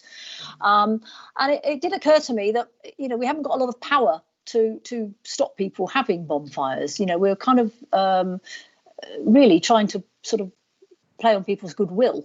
And, you know, people who want to burn plastic, they obviously haven't got a lot of goodwill, you know, and people, especially in that hot period, it was terrible. Everybody had their windows open, and, you know, suddenly at 2 o'clock in the afternoon, some blighter would set off a bonfire and fog up the whole neighbourhood.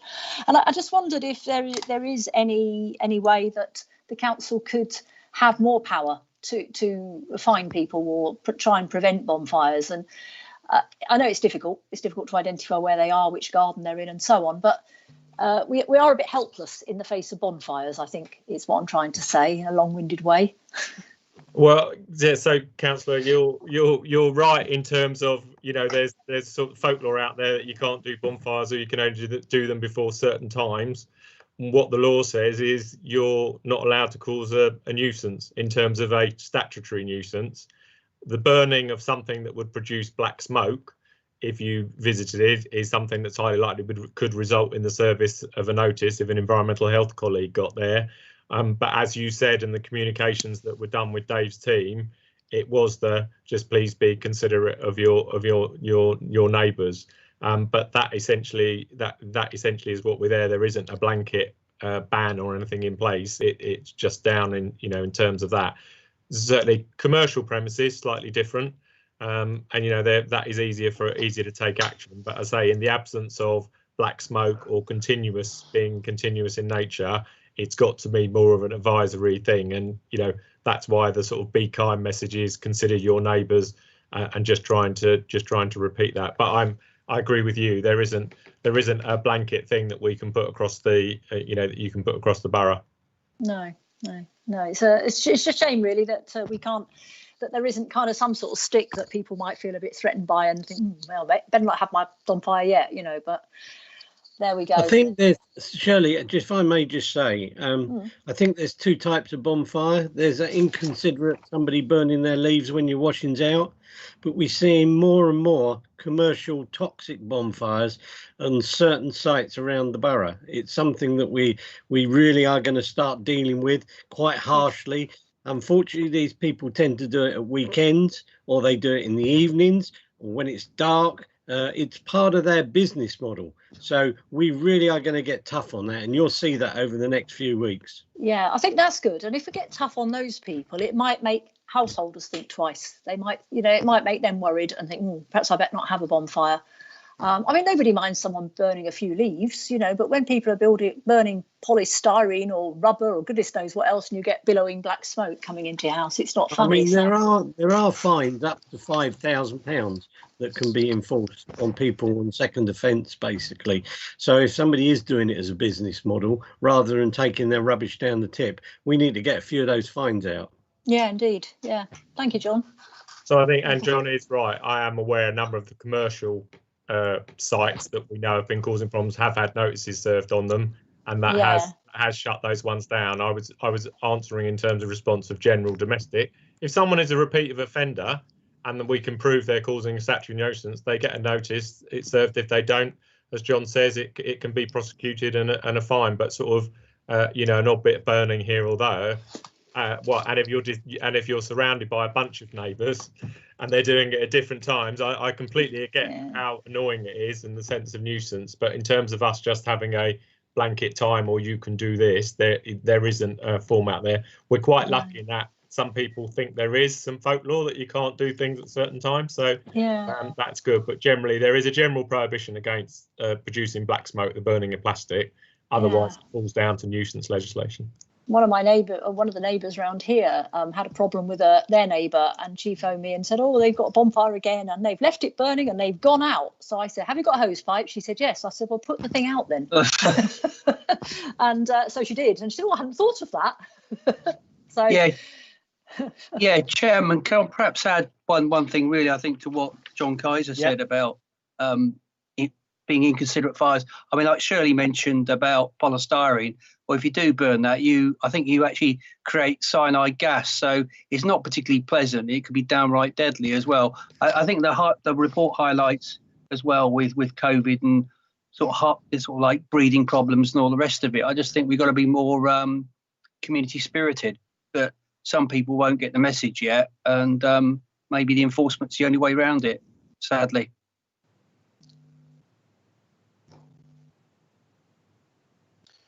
Thank you. Abdul.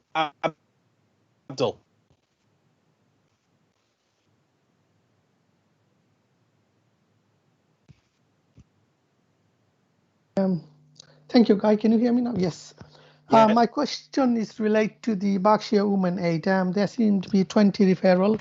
That's pretty much high. Is this the just the refugees, political asylum seekers, or is it from our borough on the whole? Just can you give me some clarification on that, please? Sorry, in the section, is that the domestic violence section? So there could be referrals from any member of the community, Abdul? Yeah, our home refugee service, or refuge service.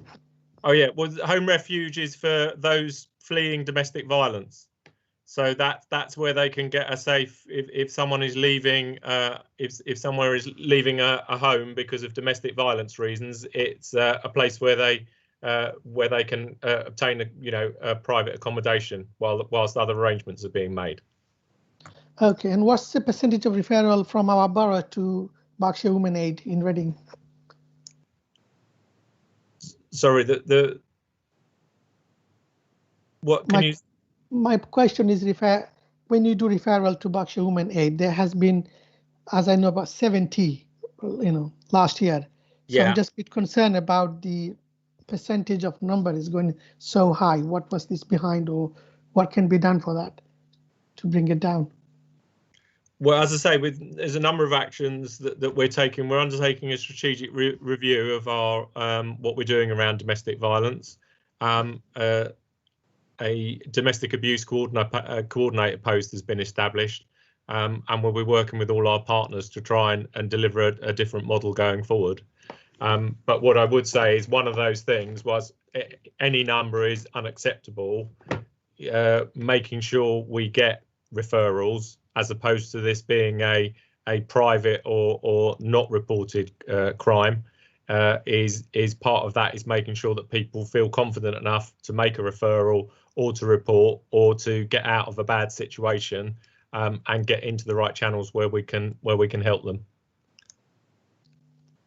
Thank you, Nicholas. Thank you, Chair. Thank you, Clive. Thank you, Guy.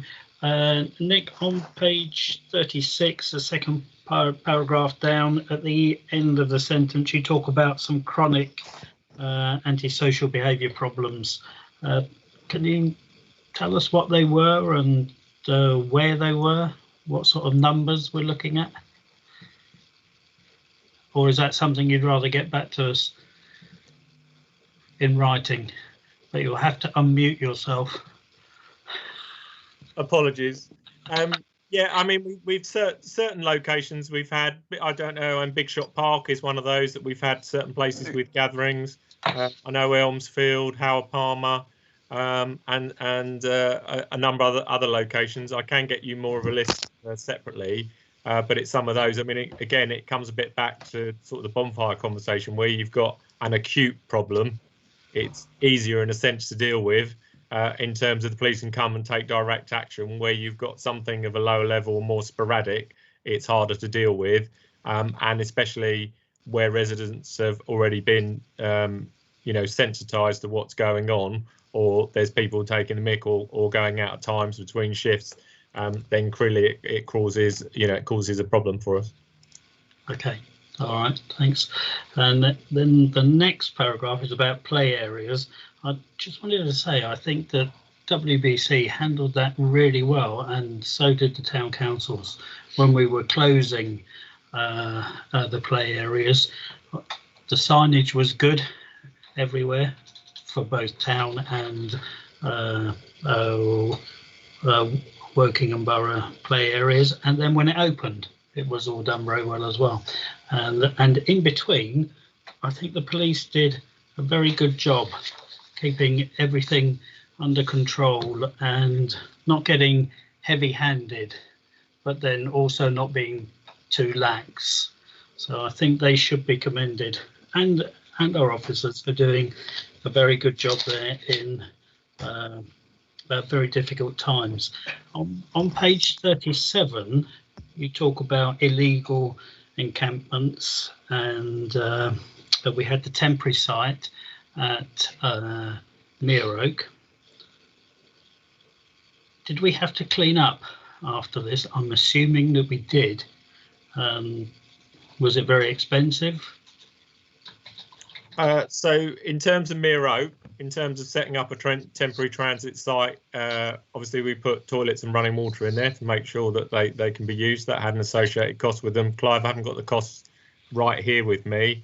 In terms of, there wasn't much left there in terms of waste. If people were allowed onto our tolerated stopping site, they had to sign up to say that they would agree with the conditions that we applied to have it. So there wasn't, I'm not saying there wasn't any, but we put some waste receptacles, it was low.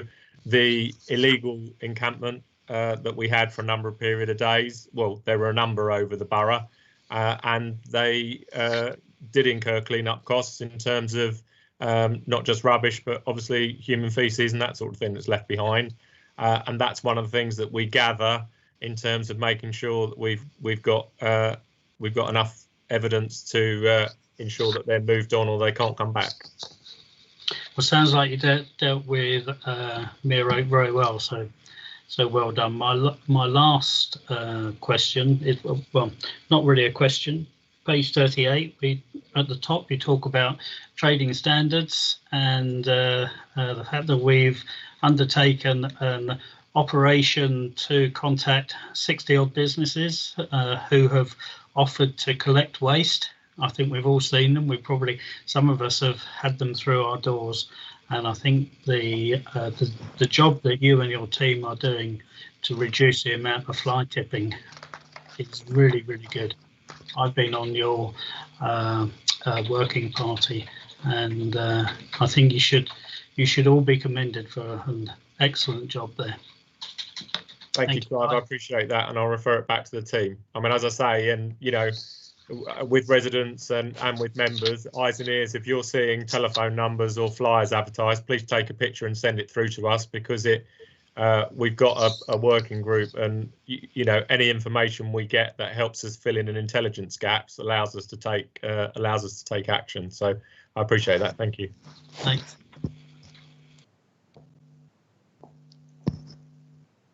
Thank you, Clive. Paul. Thank you, Chair. I also second what Clive has just said about the fly tipping. I think you're doing a really good job on that. And it's good to actually hear about the number of fines that you're actually doing as well, because you're picking up that information and that's being tracked, and that's where it really will hurt those particular people. So well done on that. Just on the play areas, a comment really, sharing the signage with the 17 town and parish councils, I think was really, really good. And that gave that consistent message across the whole borough. So I think that really did work well.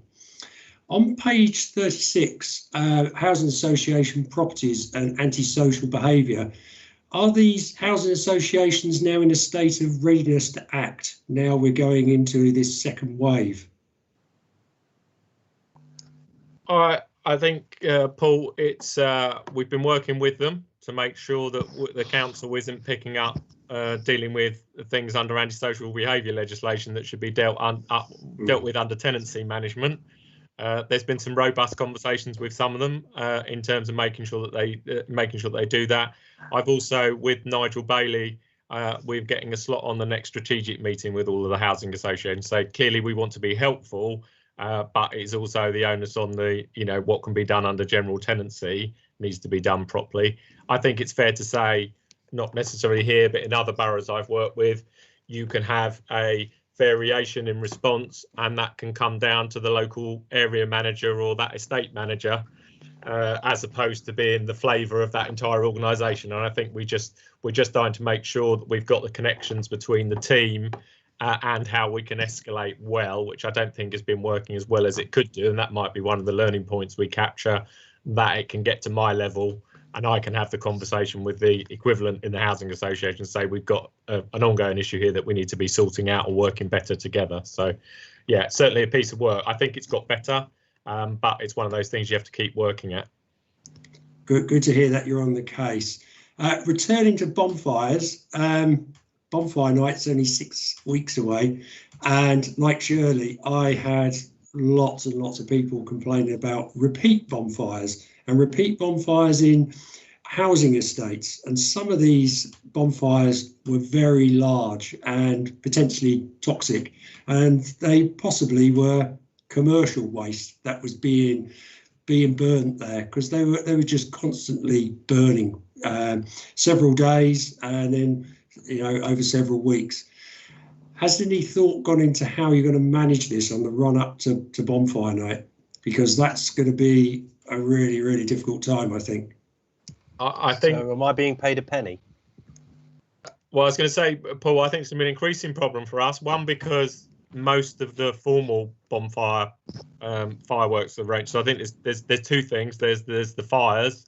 There's people, or especially young people, getting hold of fireworks that they shouldn't have done, and there'll be an operation with trading standards and the normal thing. And we'll talk with Dave about communications.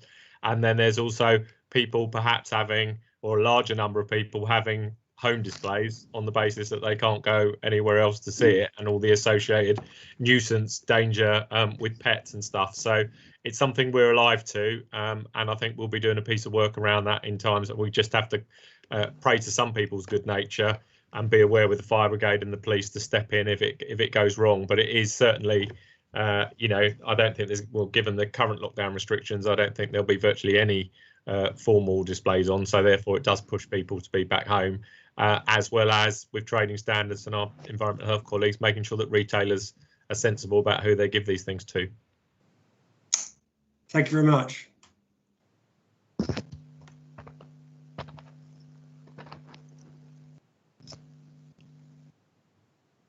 Yeah, Chairman, could I just come back on something? I see a bunch of people. Abdul. Thank you, Guy. My question. Sorry, Guy. Oh, Michael, go ahead. Okay, sorry, I couldn't hear you properly, Mike. Can you hear me?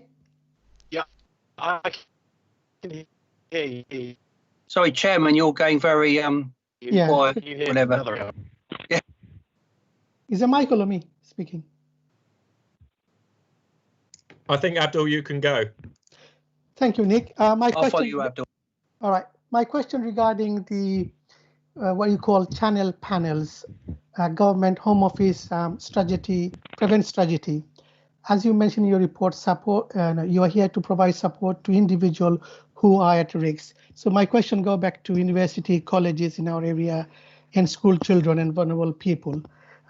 What step are you taking if there's anything are happening, and where, as a local councillors and my other councillors, how can we identify and help things like that? I know the police are working on it, the GPs are working on it, but as a local authority, where can I help?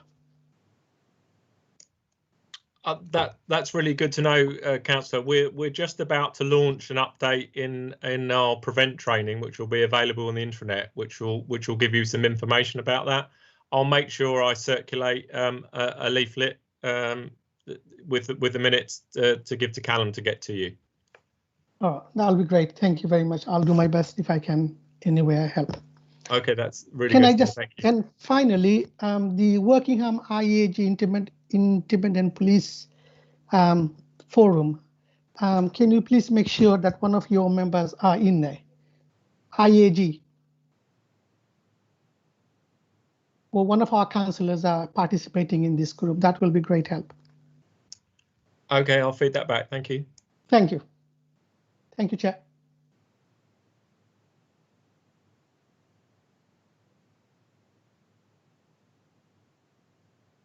Michael. Thank you, Chairman. It's just really following Michael, on. if you can hear me. Yeah, I think we all got that great. Fantastic. Just really following on from when Clive and Paul were mentioning about fly tipping working group. And like them, I'm also a member of that group as well. And I'm very grateful for their comments that it's working really well. But one thing I'd just like to reiterate is that we are aiming for zero tolerance on this.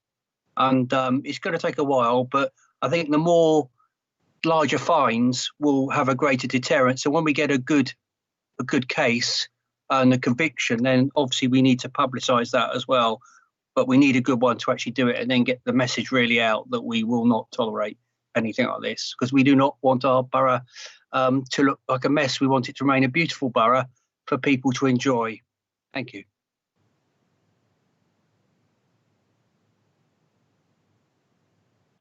Thank you, Michael.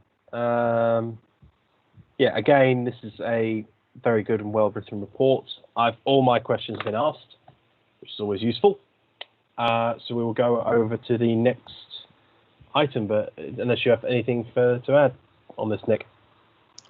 No, thank you, Chair, for your comments. I mean, I'd say we do have some prosecutions in the pipeline pending for, well, to take for fly tipping, but obviously one of the COVID impacts is backlogs in the courts and the difficulty for us doing formal interviews. So we very much would like, we obviously can't make publicity until we get a conviction because of the rules of the court, but there will be stuff coming down the line. Obviously, we're just a little bit catered by, held up by COVID, but thank you very much for your time. No worries, thank you. Okay, rolling straight into item 36, the COVID pandemic, the community response, unless I'm now going completely mad, saying Matt is, who's taking this one? I am Chair, Martin Sloan here.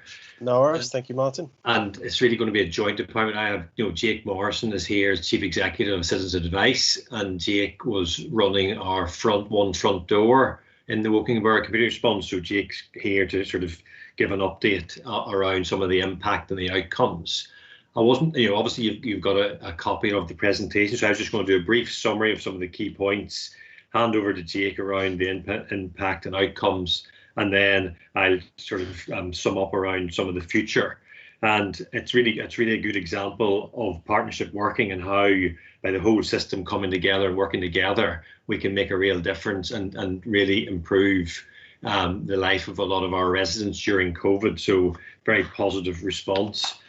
Our ambition was primarily at the start, to help people to get access to food, essential supplies, medication, and also just to support with welfare calls. So that was really what we started off with. And we were very fortunate in Woking because we have a very strong and vibrant voluntary and community sector. And also a large number of our residents were willing to come forward and help us volunteers. And we heard a few earlier stating that they had helped out. So, we maximised a lot of that capacity in the system. So our real objectives were, very simply to have one simple access for people. So if they needed help, one phone number in through the front door of Citizens Advice. We knew we needed to have more volunteers, so we had a big volunteer recruitment scheme. We recruited over 800 additional volunteers through Woking Volunteer Centre, and then also all of the local COVID community groups had many hundred volunteers there. We also supported the VCS and we had regular meetings sort of 3 times a week with the VCS. And part of that key input was basically giving them public health advice. So we were advising them exactly on the latest guidance and the latest rules. So we tried to make sure there's consistent response right through. And the other key thing was around all the comms. And Dave obviously gave a presentation earlier. And the comms were really critical in this in terms of getting the messages out. And Dave and his team did a really good job on that. Our approach then was really to work with all of our partners, and we've sort of shown in the presentation, we obviously had Woking and Burr staff, town and parish councils representatives, a lot of local charities and organisations, and I've listed some of them in the presentation, but that's not an exclusive list. Those are the key ones that came to our meetings, but there were many other voluntary organisations that we worked with and helped and meant then the whole system worked.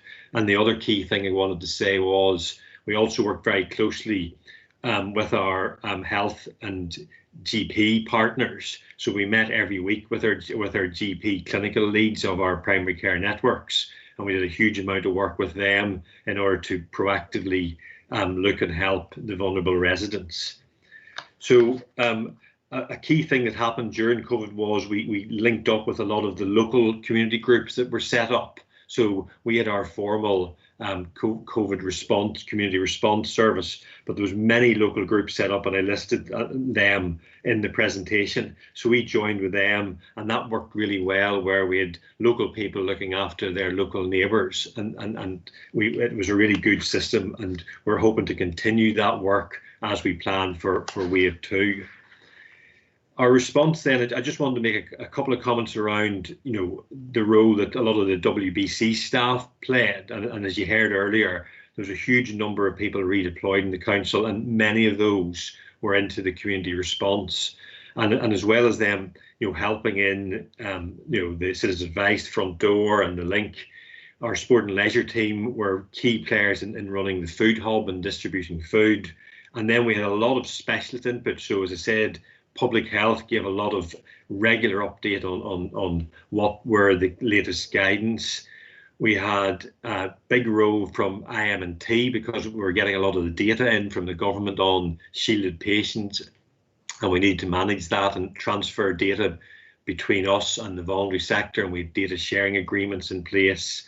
So there's a huge amount of input right across. And another key thing that was done by council staff, and Callum mentioned earlier, he was part of that, was we were proactively phone calling the most vulnerable. So we made many thousand phone calls to see were people safe and what they needed, and then followed up with that. So massive response from the council, and then, as I say, huge response from our voluntary sector in terms of really coordinating many of our key services. So Citizens Advice were running the front door.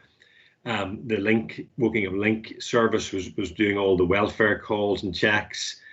Woking Volunteer Centre managed a lot of getting additional volunteers and any prescriptions.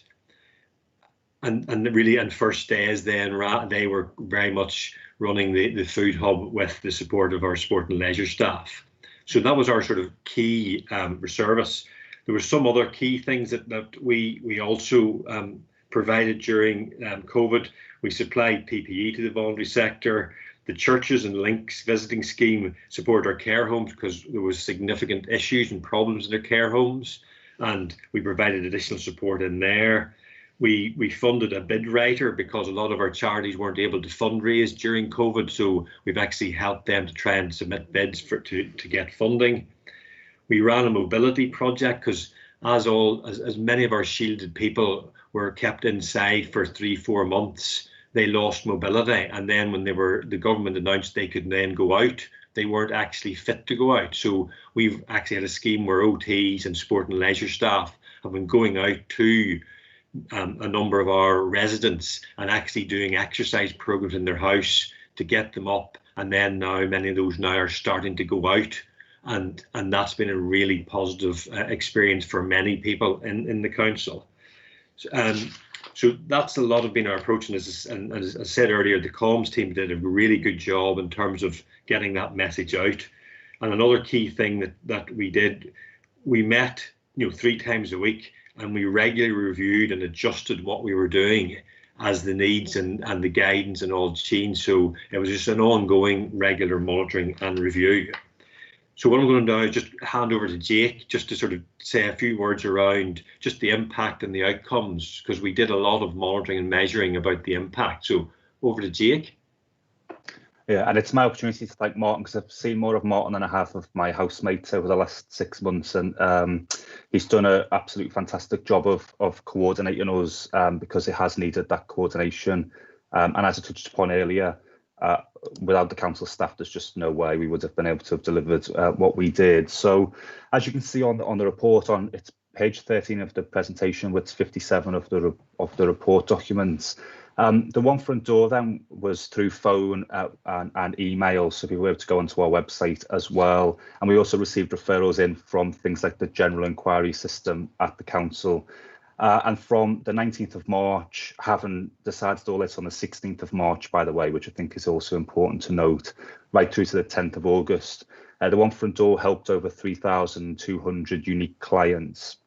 And the success of the front door obviously comes because of the other services that are involved, and Martin's mentioned a lot of them, but certainly the most frequent ones throughout the first wave were First Days with the hub, the volunteer centre with delivering prescriptions, and link visiting with their telephone buddy services. But then obviously things have evolved. So as Martin says, we had the community groups come forward, and we had NHS volunteers, and we've had lots of other things come throughout.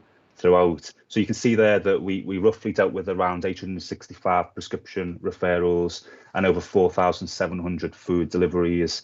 And it's obviously really interesting to look at it now, but if you remember back at the time, you had queues of 2 hours to get into the supermarket when they were collecting the prescription deliveries from the volunteer centre. They were queuing for sometimes a day. So also, again, why I say I thank Martin is as soon as we were bringing these to the calls on a Monday, Wednesday or Friday morning, they were being progressed very, very quickly so that we weren't facing those issues again.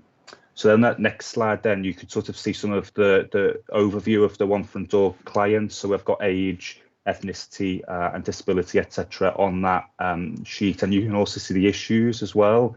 So things like benefits, debt, etc. And I've just got some quick latest figures here. From the advice side, we've had 186% increase in employment inquiries this year and a 90% increase in housing. So it just gives you a flavour of some of the other issues that people were facing.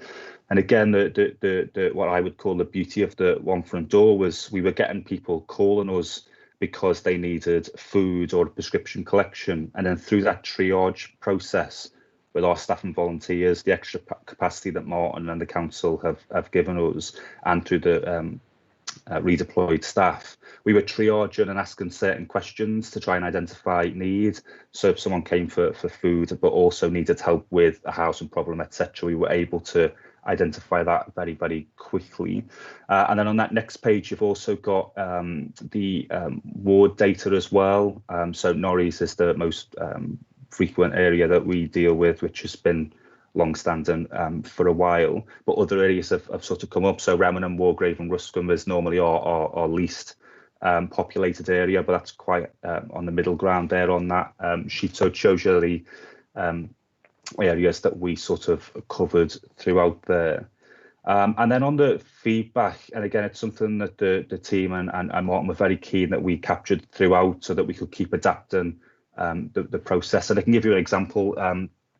Because we are part of the National Sit and Device Network, when people call Sit and Device, they're normally asked to enter their landline so it connects you to your nearest office. But that was actually creating a barrier because we were getting people calling from all over the UK for a family member that lived in Wokingham. So we needed to very quickly remove that. I think it was in the first week of April, and that was done straight away. So we've took feedback on right along the way, but you can sort of see on there the positive feedback. So people saying I was shocked at the help I received. It was so good. People all the way along were really kind and helpful, and it was so good. So that support obviously continues to date, but it's had a really positive impact on people. And when we did our survey in July of the One Front Door clients, 98% said they would recommend it to somebody else to get access to One Front Door. Over to you, Martin.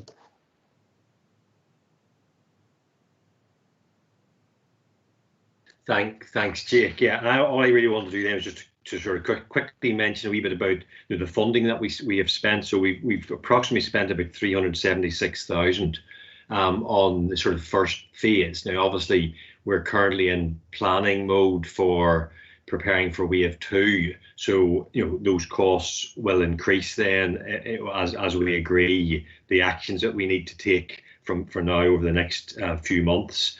And also the costs don't really include all the redeployed staff time, etc. So the whole cost was obviously a lot higher than that, but that was the actual money that we spent. I just wanted to maybe say a few things around where we are at the minute. And we still have the One Front Door working, and the intention is to keep it going. And we're discussing at the minute continuing that on right through for a number of more months. We have put some additional funding into the link because of the welfare checks and the social isolation issues. So we've actually got funding put into the link to expand that on a recurring basis. We are continuing to basically manage the proactive list so that we're ready then to phone all these clinically vulnerable people once we need to do that. We've obviously been working closely with the supermarkets to make sure that the online access, so that we're trying not to need to set up another food hub if we have another sort of lockdown, and we're hoping that we can manage it through some of the other channels that are now in much better shape. We're working, we've been contacting our local groups to make sure that the community groups are there and some of them can start up again. A key thing that we're working on is around mental health, because that's been a huge issue and consequence of COVID. So we've just recently got approval to fund going out to get a voluntary sector mental health specialist provider. So somebody like a Mind, and we're going to try and see if we can get that in place within the next few months. And we're also doing a sort of a pilot, which we're trying to get going in the next couple of weeks in the early area. And we're working with the early PCN, the Primary Care Network, and early Town Council to actually see, can we get more people to contact the one front door into the Citizen Advice, so that we can actually help them with a lot of the sort of extrinsic factors that are associated with mental health. And that would really be a big plus. The other thing that we're doing as well is we're working on trying to get additional debt manager support in to both Citizen Advice and Age UK. That will help as well. So there's a lot of work still going underway, and we keep regularly reviewing where the focus is and what we need to keep continuing work on. The guidance out to us keeps coming, so we've just now got the need. Now we have to do a winter plan, and there's a whole raft of additional actions that are now coming to the local authority to lead on. So this is going to be a very busy period over the next number of months as we prepare to probably have to do even more than we did during Wave 1. So we need to continue to work with all our partners, and that's been one of the real positives out of this. The working relationship between us and the voluntary sector, and also with our GP colleagues and health colleagues, has really, really come on leaps and bounds, and therefore we're in a really good position to actually address future wave as and when it appears. So I was really just going to stop at that point, and we can take any questions.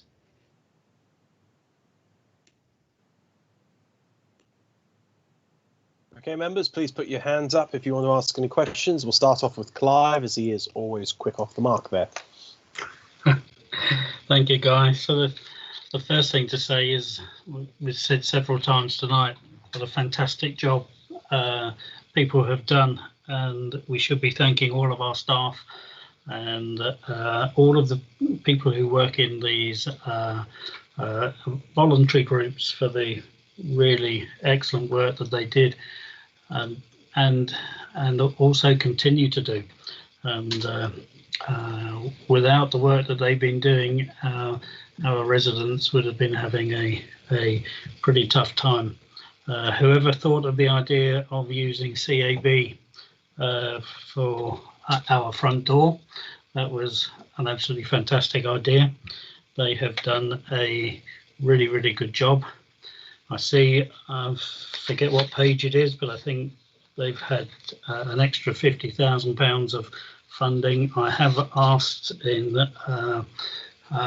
other meetings whether we can make sure that they are financially sound, funded properly over the next few years, because in the recent past there has been one or two difficulties. I don't think we should ever be letting that happen again.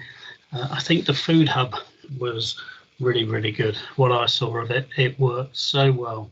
The management of it, all of the volunteers, all the work they did was really, really good. I will have a question there. How long would it take to set it up again if we have to do that, if the second wave is really serious? And I just want to make another point. The council gave out a lot of PPE to care homes, to schools, to other organisations that needed it. It cost the council an awful lot of money, but that was definitely the right thing to do. And when that was discussed at the leaders' meeting many months ago, there was unanimous agreement that that was a very correct thing to do. So I think that's it for me for the moment. Okay, if I maybe just pick up around the food hub, and you're right, the operation worked really well and was set up within days. Our plan is to see if we can not need to set it up again, so that because we've got so many better avenues in to getting food through other means. But if we did have to, then we could set it up the same again, but it would need obviously for us to have to close leisure centre again, which is what we used the first time round. And we're assuming that we won't need to set up a food hub unless there really is a drastic close down. So, sport and leisure staff could be redeployed again, and we could get the volunteers in again. So, to my view, is we could set something up within a number of days, councillor, if we needed to. But our plan is to have alternatives first, and therefore minimise the need to do that. With regard to PPE, the government has just issued us new guidance saying that we will be providing PPE free to providers, and therefore that will continue for the next number of months.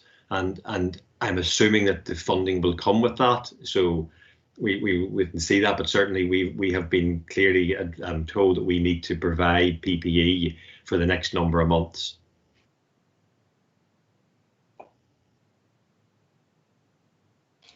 Thanks. Paul? Thank you, Chair. Again, I'd like to thank everyone who was involved in this work. What fantastic work you did during this first wave of the pandemic. Really, really outstanding. Also, I'd like to thank Martin and Jake for their report and presentation. I thought it was really, really good. And it was good to hear how flexible you were and adapting to what was really a continuous moving feast. Every day was different, and something else came upon you, and you managed that really, really well. One thing I thought was not so good, and it's no disrespect to Wokingham Borough at all, it was the government, because they set up this separate delivery network of food supplies across the country, including Wokingham. And in some cases, there was duplication of deliveries from the community hub. And that was such a shame. It was such a wasted resource by government. And it would have been far better if government had allowed local authorities to actually manage that locally and with additional funding. With a second wave upon us, do you know if the government will allow local authorities like Wokingham to actually manage these sort of things locally themselves this time?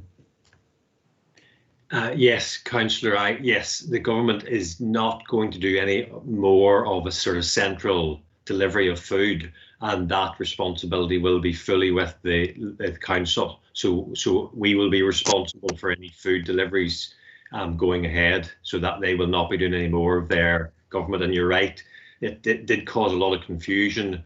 It wasn't a particularly good service that they delivered, and therefore we ended up having a number of problems to pick up after that. So I heard about it. But yes, that is actually good. It's good to hear, I think, that the government don't want to interfere with what local government can actually do better. Yeah. Thank you. Agreed there. Completely agreed there. When has central government ever managed to get something on this scale actually right in a decent time? Anything else, Paul? No, that's it. Thank you very much. Clive, have you got anything else as I see your hands up? Sorry, Chairman. I just wanted to add on that with echoing what Martin said is that a lot more of the response is going to be local, whether it's test and trace, the food provision, all the support to the community. So I think even though it may not be as perceived to be as such a severe lockdown as the first one, it's likely that it will have an impact on the local authority in a much more significant way than the first wave did. So there's an irony, maybe it might look softer, but actually the imperative and the focus on the local response will be much greater. I don't disagree at all with that, Graham. Personally, I welcome us as in Woking Borough Council taking a bit more of a front foot, as opposed, instead of central government basically dictating it from upon high. I'm a firm believer that basically decisions should be taken as close to the individual in their community as possible.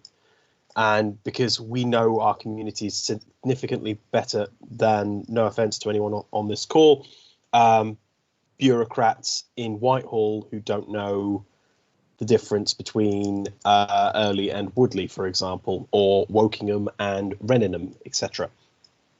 Clive, I see your hand's quickly gone up. Yeah, I just wondered if Martin can just give us a little bit more detail about what they're planning with the voluntary sector person that he was talking about, who is going to be specialising, I think, in mental health. Is this something that is going to be funded by the council, or is it, as it's the voluntary sector, there isn't any funding for it? Because I think that the effects of COVID-19 are going to be with us for quite some time. We're going to have people over the next few months losing their jobs. They're going to be finding that very, very difficult. There's going to be people who have struggled with isolation for 3 or 4 months. They're now going to possibly have another 3 or 4 months of isolation. And this means that this person that you alluded to earlier on, Martin, is going to be particularly busy. Yeah, yes, you're absolutely right, Councillor. And I'll bring Jake in a minute because Citizen Advice have a key role in terms of our pilot that we're going to start off. But you're right. The mental health side of COVID has been significant and will be significant for quite a period of time.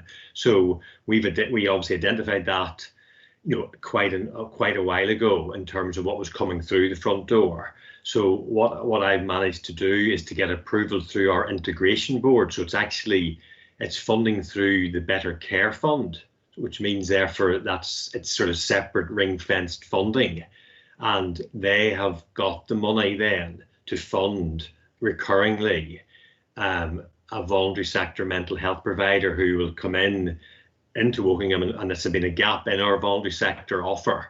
And the other key thing we're wanting to do is to make sure that part of their specification is to also skill up the rest of our voluntary sector, so that all our voluntary sector become a bit more skilled in identification of mental health concerns. So that's a really positive development, and hopefully then over the next few months we can take that forward, and that's a recurring scheme that is funded and we've got the money available. I was going to maybe just ask Jake to maybe just say a few words around the mental health and the sort of the project that we're kicking off literally in the next sort of week, 2 weeks. And I think that'll be really helpful and good learning for. So over to you, Jake.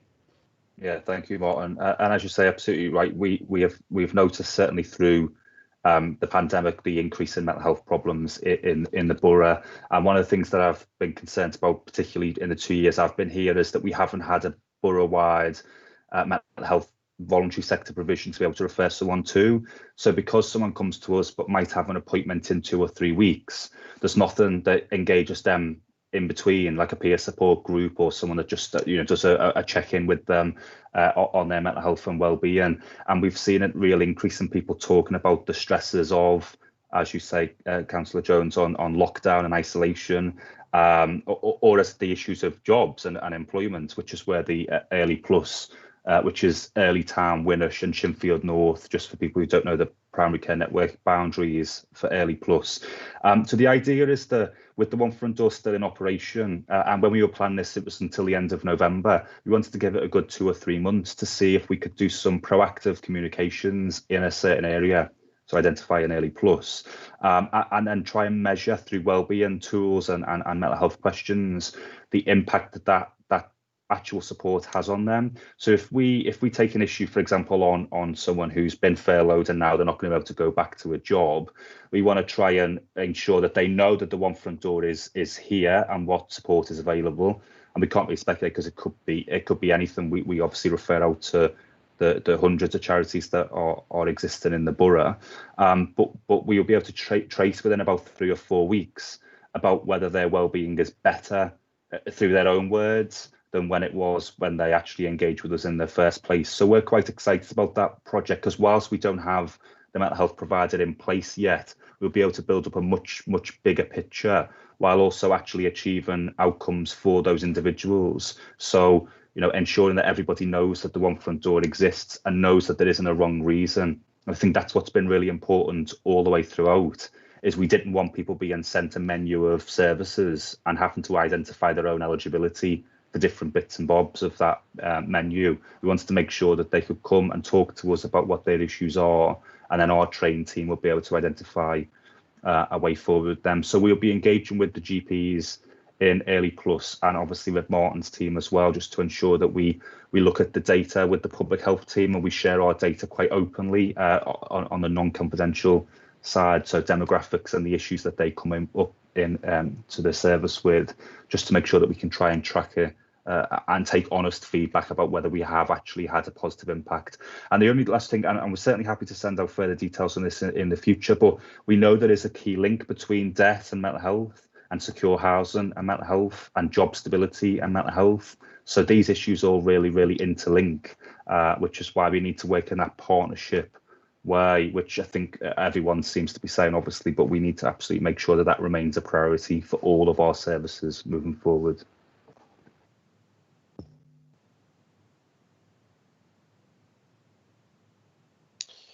Thank you very much. Abdul. Thank you, Guy.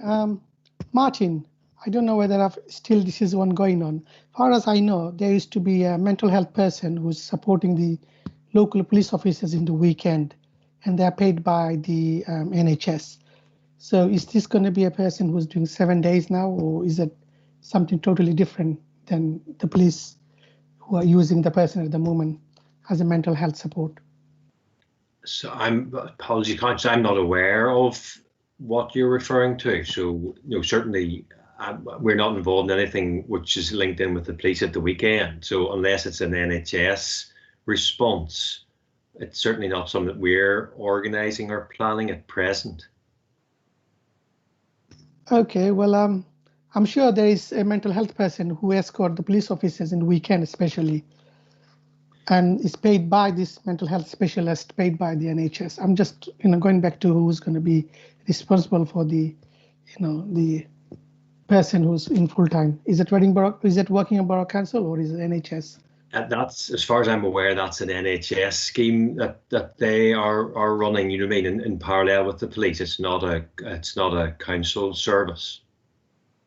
Okay. Martin, could I just maybe come in, because I think there might just be a bit of confusion. That you're not talking about an individual. You're talking about a project, a provider coming in and having a couple of people as part of the mental health charity response. Yes. Oh, I see. Okay. Thank you. Thank you, Guy. Thank you. I can see your hands up, John. Yes, thank you, Guy. I just really wanted to just make a few points, which I think is fairly important. In a number of occasions, we've actually flown against the flow, or swum against the flow. I mean, when we found out that the care homes were being infected, we refused to take patients from hospital unless they'd been tested. It wasn't government policy at the time. In fact, they were encouraging it, but it soon became government policy. So we were very much in front of the front of what was going on. Also with PPE, we did take the decision. People's lives were important, and we decided that we would buy PPE. Now, it's interesting, the government's now decided they're going to fund that PPE for care homes and schools, but we've already made that decision. And I think that's why it's worked so well, because we did make the money available, and we did move very quickly. I'd just like to finish off talking about the homeless. We decided very early on that we would get all the homeless, all the rough sleepers off the street and in. Now that's given us some problems because, as you can probably imagine, quite a number of these rough sleepers have an issue. But again, today I see that we bid for some money which will allow us to continue to allow these rough sleepers to be off the streets, to keep the homeless off the street, and it looks like we've been successful. I haven't got all the details on that, but it does mean that we've achieved the objective of keeping the homeless, even after the lockdown, off the streets, which I think is really important. That's really all I want to say. Thank you.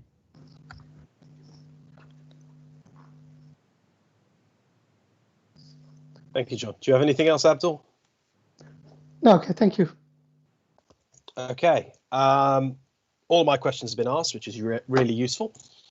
So I think we're basically done in terms of the reports for tonight. I'd like to thank officers for... I must say that the amount of reports that we've had tonight has been some of the most in-depth and perhaps some of the most important that we have ever had. And in my opinion, they have been, without a doubt, some of the best written ones that we have had on this committee as a complete set in a very long time. I mean, we have some very good reports on this committee, but without a doubt, these have been some really, really good ones on this.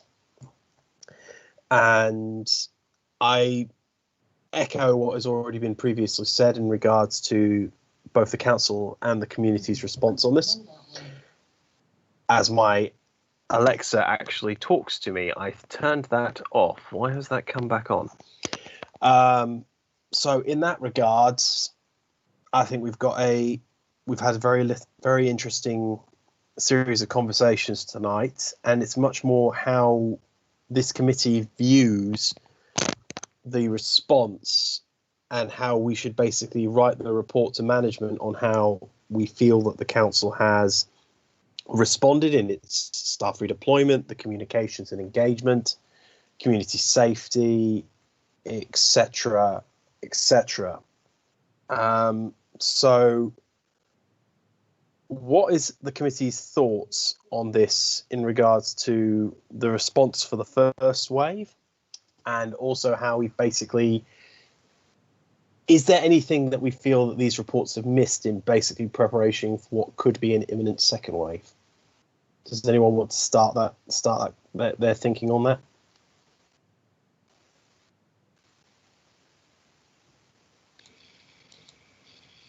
I really hope I haven't been talking to no one for a minute. Clive, go ahead, you can start. Right now, I can't think of anything that has been missed, but I think if we give it some consideration over the next few days, there might be something that we think has been missed. But I'm sure when we go back through the minutes of this meeting and some of the others, that we'll be able to come up with a very good report of how we think things have gone. And generally, I would say that the council has done a very good job. The government's done a great job. But, and I think that local volunteers have done a fantastic job as well. And hopefully that is the sort of stuff, maybe not in those words, but hopefully that's the sort of thing that will come out of our report. Thank you, Clive, and I don't disagree at all on that. Pauline. Thank you. I can't think of anything else that should have been included, but I just wanted to say, as somebody that only infrequently attends this particular scrutiny committee as a sub, I am incredibly impressed by all that's going on, by officers and members, and it's been so enlightening to see it all in one meeting, all coming together. It is fantastic, and I know there are many areas where this borough has done better than a load of others, and certainly done things more quickly than the government. And I've been impressed from the very, very first moment as to what we're doing and the huge efforts that our officers are making to keep things running. So I'd just like to add my thanks to everybody that's been working so hard. Thank you, Pauline. And yes, you're welcome to come along to these whenever you want. Paul. Yeah, I'd just like to reiterate what Clive has just said. I think the reports that we've had tonight were very comprehensive and very well written. And I think that highlighted the sort of questions that we actually asked as well, where we were drilling down into the information that we were given. I think maybe over the next few days, we might think of something that we may have missed.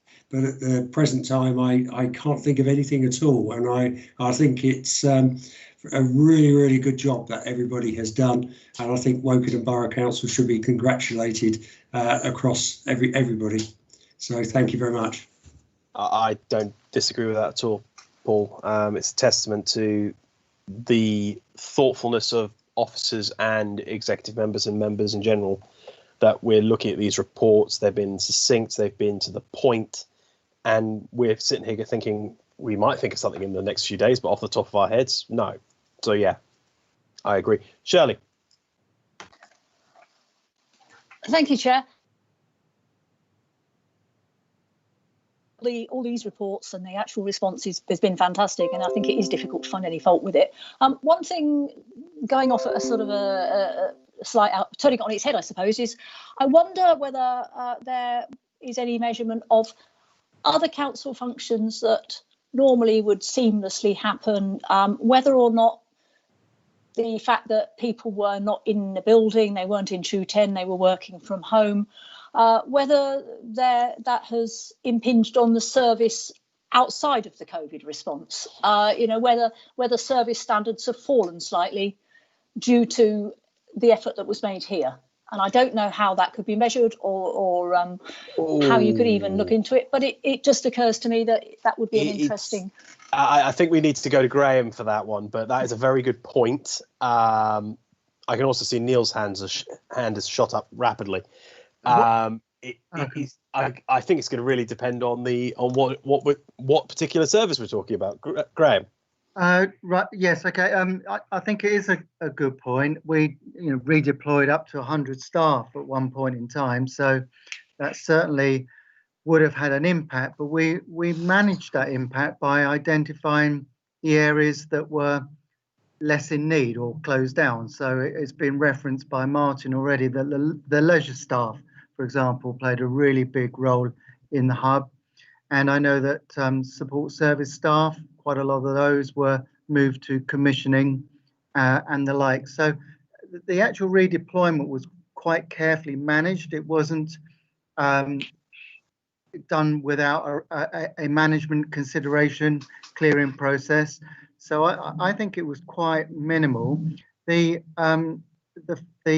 numerical test or the empirical evidence is, of course, in our performance indicators, and our performance indicators report for the first quarter has certainly been produced, and the second quarter close to being that's been formulated right now. And the first quarter actually was extremely positive. So even though we had that level of redeployed staff, all of our KPIs that I can remember, in fact, it was just the tranche that were directly associated with COVID. For example, leisure income, leisure footfall, what can you do about that? But all of the other ones, I'm pretty sure were either on track or positive. So I think that's the place to look if one wants to look at it more forensically. But high level, we were very pleased with all of the performance indicators that maybe one wouldn't have directly associated with COVID. Yeah, management had that report last week. Yeah, well, that's encouraging, and it'd be interesting to see sort of going forward, whether that did work. So that's good, because it's great that we're succeeding in one area, but it would be sad if some other areas had been to their detriment, if you like. So yeah, thank you. Indeed. Neil.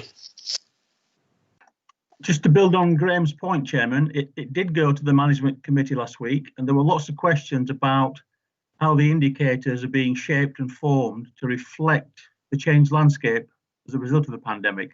So that's very much a piece of work which officers are giving some serious consideration to. That was the feedback last week. Yep. You actually took the words right out of my mouth there, Neil, because I was about to say something very similar. Yes. Paul, is your hand shot up again, or is it stuck? That's a no. I do apologise. No worries. So, I think. Okay, I'm going to be thinking out loud for a minute here, because the purpose of this, in terms of, this is to help officers effectively write the report that's going to be going to management of how we as this committee has felt in regards to this. So I'm going to go through each item one by one, and if anyone disagrees with what I'm saying, please do take stuff on mute and start shouting me down. But in terms of the staff redeployment, I think that the council has managed to crack that pretty well from day one. The redeployment since has been good, and we've brought people back into the business in inverted commas. Sorry, Guy. Sorry, Guy. Should officers leave at this stage?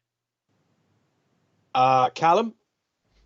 You're completely welcome to. It's up to you, Graham. Okay. It's not a private part, if that's what you were asking. It's not a private. It's public. Okay. Guy, yep. Sorry, it's just I've got to go and do something now. So unless you need... go ahead, John. I think we're good. If there's any further questions for you, we can email them to you. I'm aware it's nearly 10 to 10 as Thank well. you very much. I mean, it's an excellent meeting and lots of positive vibes. Bye bye. Thank you, John. Going back to where I was in regards to the staff deployment, I think that the council got the attitude right. I also think that we need to fully point out, in regards to staff deployment, the willingness of both members of staff, but also outside organisations, to basically roll up their sleeves and get stuck in without a formal structure, and basically have what we could view as an organic structure that was quickly created and was able to run and work in the only way that, for the lack of a better description, that humanity can when it is put into unusual circumstances. The attitude of basically rolling up your sleeves and just getting on with it.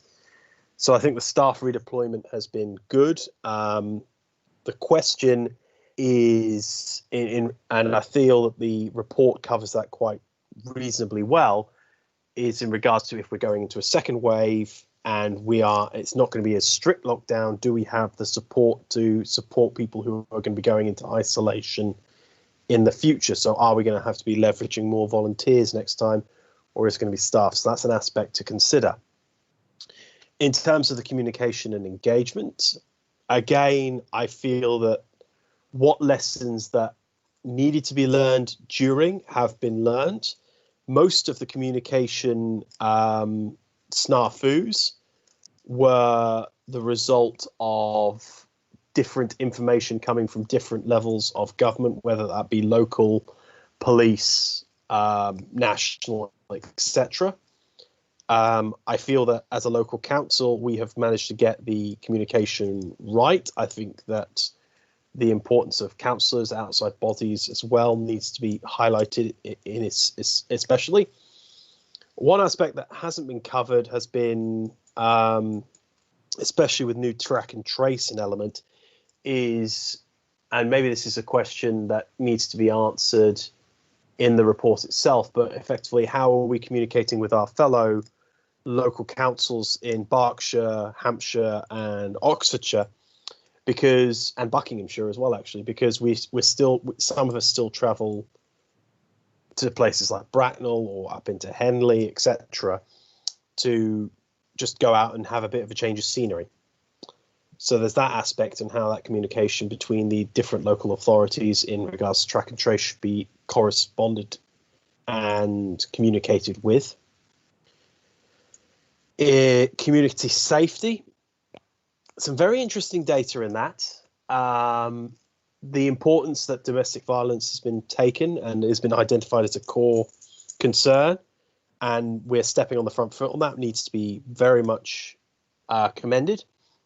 The change in the criminal pattern is sadly obvious, that the criminals were going to be going to door-to-door scams, mobile phone scams, etc., as opposed to burglary, because they always take the path of least resistance. That's been the case for about 200 years.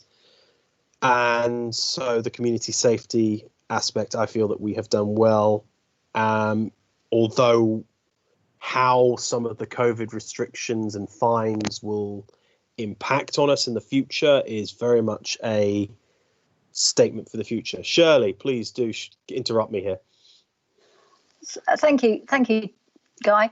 Yeah, one of the things under that, the community safety, and we talked a lot in that report about antisocial behaviour, bonfires, fly tipping, all of those things, and I think that maybe there should have been an earlier return to some kind of activity at the dumps, at the waste disposal places, because that was what fueled this. I think the wave of bonfires and fly tipping to some degree. And it certainly seems to have calmed down since the dumps have been opened under this new system. And hopefully, if there was another wave, they wouldn't feel the need to close them again completely like they did. But I think that was one of the things that was too hasty. Very well pointed out. I completely agree.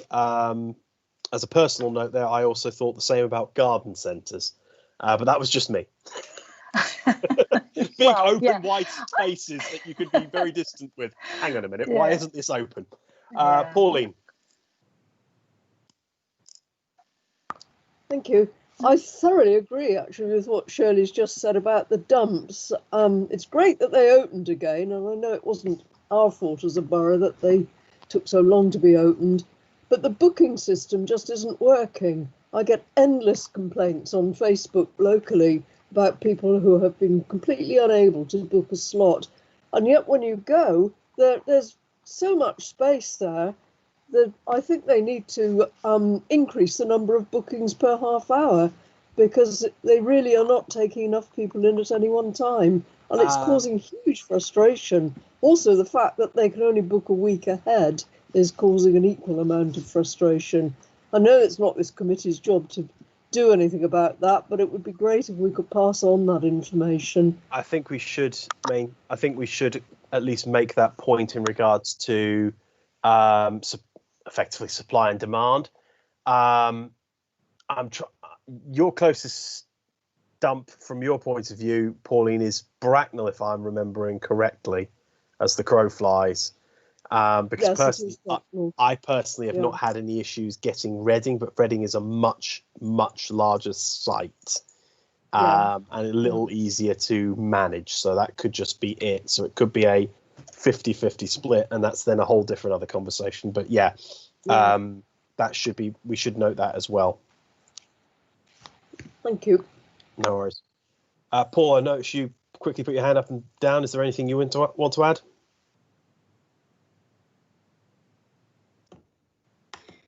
Thank you, Chair. It was really about the dumps. You answered my question. I haven't had any issues at all with booking in at Reading, but it might be an issue at Bracknell. But it works really, really well. And I've had good feedback from what's happening at Reading. People feel comfortable there. And, you know, there's not too many vehicles in there or people at the same time.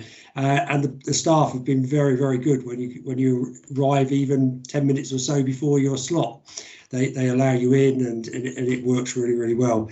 Just the point on fly tipping, and I agree with Shirley, I think it was a big issue that the recycling sites were not opened earlier, but we were in the hands of RE3, and I think that's where the issue was. They had to get agreement with all three authorities and with Thames Valley Police. And Thames Valley Police, I understand, was one of the sticking points because they didn't want queuing on the A33 in Reading. But as I'm on the fly tipping working group, the information that's still coming through is still showing that fly tipping is at a very high level compared to year on year.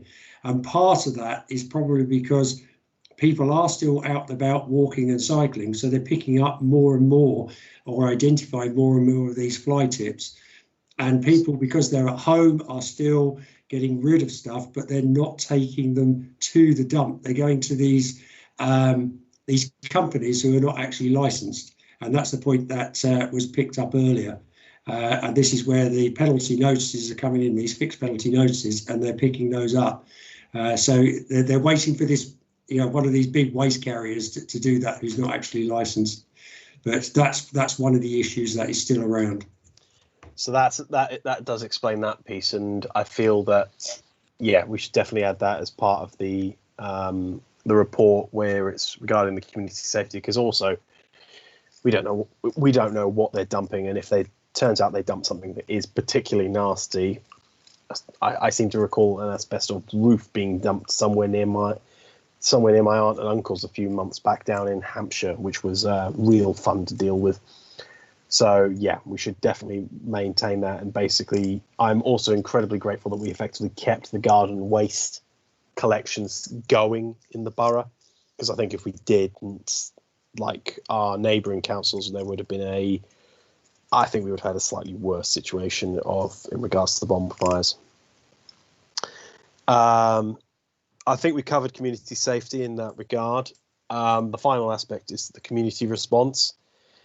I think personally, and speaking with fellow councillors across the country, friends who live in different parts of the country, family members who are scattered all over the country and to an extent the globe. And this isn't just me being proud of our local community, but we have had, in my opinion, one of the best, if not the best response from our local community in regards to dealing with this. The response by our local voluntary sector was second to none. The religious communities were I just constantly saw different organisations delivering food packages to Royal Berkshire Hospital whenever I was making a drop-off of masks there. The value that the Citizens Advice Bureau brought to everyone, and just the creation of the food hub, and the just general community response of everyone just rolling up their sleeves and just getting stuck in. The amount of positivity and energy that we saw in those first 4 to 5 months, 3 to 4 months, sorry, was just absolutely fantastic. And I put out of everything that has been done, I think there is no better champion than basically the people of this borough in showing the value and the determination and spirit about what they helped everyone get through. And that is just we can put all these structures and forms and organizations together, but to actually just everything to come together and to make it work as well as it did is a pure element of basically the pure community mindedness of this borough. And I know it's also, it then shrinks down to our towns, it shrinks down to our parishes, it shrinks down to our estates. And the value that this did is the community response by Woking Borough residents and beyond, effectively. Because I know we had aspects from Royal Berkshire, so we had Reading, we had Bracknell, we had Oxfordshire, etc., has been second to none. And we need to highlight that and thank everyone in the community who basically rolled up their sleeves and basically got on with this. I don't know how other members feel, but that's based on what we have covered tonight and the conversations, the questions that we've had over the last 2-3 meetings. That is how I feel in regards to how we've handled this. Callum? Yeah, I would agree with you from an officer point of view. There's 3 other areas we've looked at as a committee from previous meetings. So you had reports on the sort of housing side of things, the housing response. We had a report on sort of a more internal thing, but still important in terms of keeping local democracy going, in terms of moving to virtual meetings and hybridized meetings. And also we had a report on the business response side of things, which Graham and Nigel also did. That was at the same time as the housing response as well. So just whether or not you wanted offer any comments on those. After all that, I've now got to do two more. Members, please do jump in here as well. In regards to the housing, I feel that we again did a good job. Clive, please do jump in here. I'm trying to recall back about a month ago. I was just going to say I would be quite happy for Neil and for Callum to look at the minutes and maybe you as well, Guy, as chair, and pick out the major highlights of what we discussed at those 3 meetings and what we have discussed tonight, and then send that as our report. Maybe you should share it with the councillors that attended both of the meetings as well. But I think that would be the easiest way of doing it, because we have covered so many things. I think we should include all of it. We within reason, of course. Yeah. Well, we talked tonight about the good job that. Now this is hard for me to say, that John Kaiser and John Horsell did with the leaders meetings, but that is something that comes under the local democracy aspect. Because it just didn't happen in the rest of the country, as far as I can see, and that's something fairly unique here. And when we said no to any more hospital admissions, and those were groundbreaking things that we should be talking about in this report. But I see Neil's got his hand up, so maybe he's going to say no, I'm not doing it. No, I'm not doing it, Chairman. So just to clarify the process, the aim is to bring the discussion to the Management Committee in October. So there will be plenty of time for members to give this further thought, and we will try to produce a draft and then circulate that. So there is time for more insights and thoughts on this. That's fair enough. Shirley, anything to add? Yeah, I was just going to say, I think that 2 things were really standout things for me, and one of them Clive has just mentioned, and that is the stopping further admissions into care homes. And I think that was a really key thing. We still had quite a few care home deaths, but I think we would have had a lot more if that hadn't occurred. And the other thing, which I think was a real triumph, was getting virtually all the rough sleepers off the streets, as John Kaiser mentioned earlier. I think that was a brilliant move, and it has actually meant that a lot of those people are now they're still off the streets. And they're being helped, they're being rehabilitated, and being given fine places to live. So that's a really, really positive thing that came out of COVID, an unexpected bonus almost, I think, of COVID. Yeah, I'm only aware of one rough sleeper off the top of my head at the moment, and it's a usual there's problem that we've been having early. There's 2, I think, who have rejected the whole thing pretty much from the word go, and they tried. I think the team really tried and were unable to persuade those 2 to come in, but the rest did. So that's a great result, and I think that's a really, really fantastic achievement. Indeed, I completely agree. So, in terms of, I hope that my summation there was in view of what the committee wanted to hear and what I heard the committee was saying. I'm happy to go through the reports with Neil and Callum offline and basically put in more comments before the report goes to management. I think the management committee are going to have a very interesting meeting, because I think we're going to be dumping them with a heck of a lot. So sorry, Pauline, but we're going to be dumping them with a heck of a lot of information that has been covered to very great depth on this committee. And effectively, I'll be happy to effectively summarise that report when it goes to management, so long as circumstances don't remove me from the equation. In the case of my imminent new daughter in November. So I think we've basically covered on what the base aspect of what the committee's report to management is going to look like, I feel.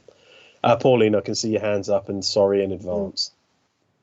Well, I was going to say I'm absolutely really pleased that I was able to be here tonight and hear the whole discussion. I really look forward to the report coming to management committee. I think it will help me at that committee, having heard all of the things that people have said. So I thank everybody for their contributions, and I really am genuinely looking forward to the report.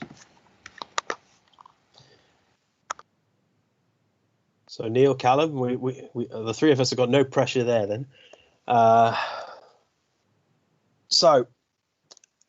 With that, I think the next steps from this is effectively Neil, Callum, let's have a catch up tomorrow and see what we can do to review the previous minutes. I do at some point need to actually come into the office and sign the minutes. Maybe I can grab some time to do that at some point. And basically, let's just try and outline what it is, get a rough report written, and we will then circulate it to members, see if they wish to add anything.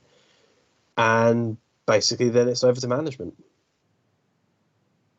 Neil, does this cover everything that you, Neil Callum, does this cover everything, or is there anything else you feel that we need to discuss tonight? I think it's been pretty extensive from where I'm sitting. I don't know if Neil has any other thoughts. If you could spare another hour, Chairman, we could get into a bit more detail, but I think it's given us a really good basis.